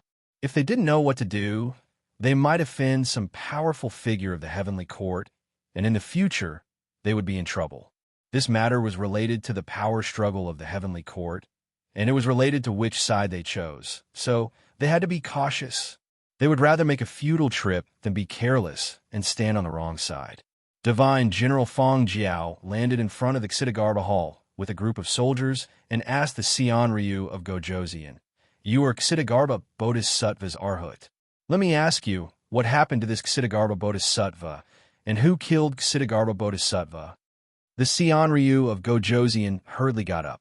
He didn't dare to say that he was a monk from the future, so he could only put his palms together and say, reporting to Divine General, "This humble monk is Xidagarba Bodhisattva's Arhat, but when I returned from a business trip, I only saw the ruins of the Xidagarba Bodhisattva's Arhat. I also found Bodhisattva's golden body on the fertile scorched rock, but I don't know who did it. I only heard from Bodhisattva's holy beast Dingting that it might be related to the victorious fighting Buddha." Victorious fighting Buddha. Divine General Fang Jiao frowned and said, "There isn't such a name in the West. Could it be an internal strife in your sand gate?" The Xian Ryu of Gojoseon obediently lowered his head, not daring to say a word. Divine General Fang Jiao climbed up the fertile scorched rock and came in front of Xidagarba Bodhisattva's golden body. He was about to approach when the Xian Ryu of Gojoseon hurriedly stopped him. "Divine General, you mustn't." Fang Jiao acted as if he didn't hear it, and walked to within 10 feet of Xidagarba Bodhisattva's golden body. Fang Jiao's chi activity suddenly triggered the remaining power of the divine power left behind by Monkey King and Xidagarba Bodhisattva's golden body. The sweet dew seal in the golden body's hand was activated, and the golden body struck out with a backhand. The echoing roar sounded again, "Eat my staff." Then a staff shadow, layers of bloodlight, and an extremely violent force came crashing down. Fang Jiao was attacked from both front and back, and it was equivalent to taking the combined attack of Xidagarba Bodhisattva and the Monkey King head-on. He was heavily injured in an instant, and golden blood spurted out of his mouth like it was free of charge. Half of his spine was shattered, and he only had an unstable aura left to escape back into the formation. Divine General Mu Kuei said in shock, "Xidagarba Bodhisattva died in battle, and the golden body still has the chi activity of her battle with that great enemy. If we recklessly touch the golden body, we will definitely attract the combined attack of the remaining chi activity from both of them. It has the power of a great divine power. We can't act recklessly." "Who killed Xidagarba Bodhisattva?" Divine General Kong paled and said, "Could it really be Yongdu the Great?" "No." Fang Jiao vomited blood and said, "That voice isn't Yongdu the Great. This person has the name Sun, and his words are very vulgar. I'm afraid he's not a righteous god of the celestial court. And this person uses a rod." At this moment, a long rumble came from the darkness of Hell's Yudu City. 10 dilapidated ancient bronze palaces suddenly appeared from the darkness, and a beam of light flew out from the ancient bronze palaces towards fertile scorched rock with all its might. The Xian Ryu of Gojoseon recognized this person. Wasn't this the King Yama who came to the end of the ancient times with him? King Yama was in a sorry state, and he came towards the Xian Ryu of Gojoseon with a terrified expression. The few divine generals originally wanted to stop this person, but when they saw the ancient bronze palaces behind him, their attention was attracted. The ancient bronze palaces were full of scars and battle scars, and the door was almost completely broken. There were also many horrifying scars on it. Most of them were from the axe, followed by the sword. Whether it was the axe or the sword, they had both entered the palaces through the door and destroyed more than half of the ancient bronze palaces. Other than that, there were spots of blood rust from the corrosion of the Blood Sea, and creepy claw marks and teeth marks. Axe marks? Could it be Shinto in Yulei? Divine General Kong Ing said in a doubtful tone when he saw that a path had been slashed open on the doors of the ancient bronze palaces. It was a path that had been forcefully broken. How could these two be so capable? Divine General Fong Jiao spat out blood and shook his head. The waters of the hell run too deep. Even the 10 halls Yin Luo suffered a calamity. We should go back and report to God, gather the soldiers, and bring the army down. Now that we have a detachment, it's entirely possible that we disappear from the hell without a trace. Even if we die, no one will avenge us. Blood rust, and the blood scene near this fertile, scorched rock. Kong Ing guessed some of the truth. Could it be that the demonic path broke into the hell and killed Ksitigarbha Bodhisattva? And the 10 halls Yin Luo? How could the demonic path slaughter the hell without alerting the heavenly court? Divine General Mu Kuei shook his head. I don't believe it. It's more like it was Yongdu the Great who did it. 10 ancient bronze palaces appeared from the darkness and landed on the fertile, scorched rock. The Xian Ryu of Gojoseon floated up and fled in a sorry state. He landed in front of the Xian Ryu of Gojoseon with 1 foot. King Yama's face was drained of all color. He said absent-mindedly, "Great calamity, terror of the demonic path. Darkness, great horror. Avicii's hell."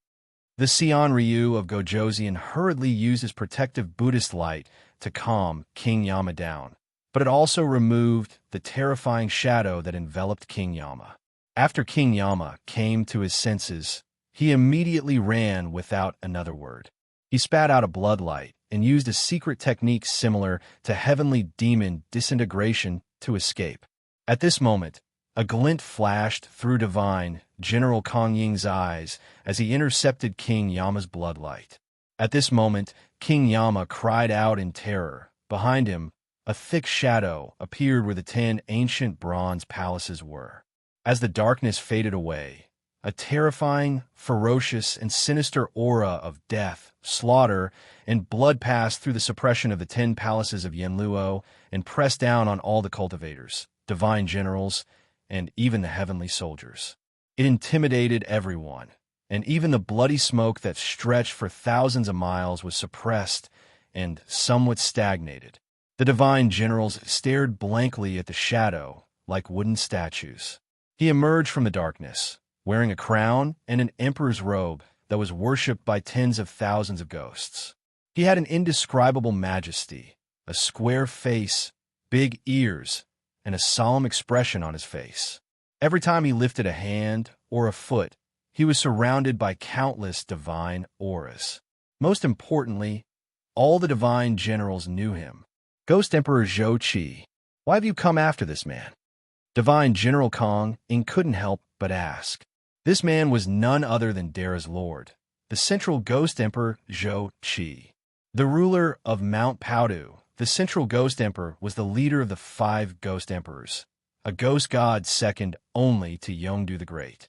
He was also the lord of Dara, even more respected and powerful than the heavenly generals at the bottom.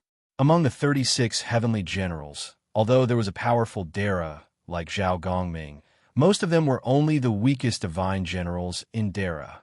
After all, if they were powerful, they wouldn't be under the command of the great Emperor Jinwu. Ghost Emperor Zhou Qi, where's the 10 palaces of Yenluo? Divine General Mukue braced himself and asked. Celestial Emperor Ziyang heard that something has happened in hell and ordered us to come and investigate.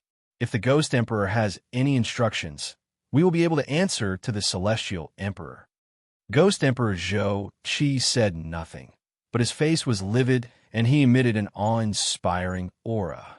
Divine General Kong Ing gave in and said, "Since the Ghost Emperor doesn't allow it, we won't disturb you. We will return and report the truth to the Celestial Emperor and hope that the Ghost Emperor will give us an explanation." Divine General Fong Jiao smiled bitterly and said, "Why doesn't the Ghost Emperor say anything? Aren't you looking down on us too much?" Ghost Emperor Zhou Qi's body collapsed into the sea of blood like a collapsing mountain. Only then did the divine generals realize that Ghost Emperor Zhou Qi was dead, leaving behind only a ghost god's body. There was an obvious sword wound on his back, emanating a deep demonic aura. From the darkness behind him, a sword-wielding silhouette slowly approached. Divine General Kong Ying's mind went blank for a moment, and King Yama, who was in his hand, screamed as if he was crying. "Demon Ancestor!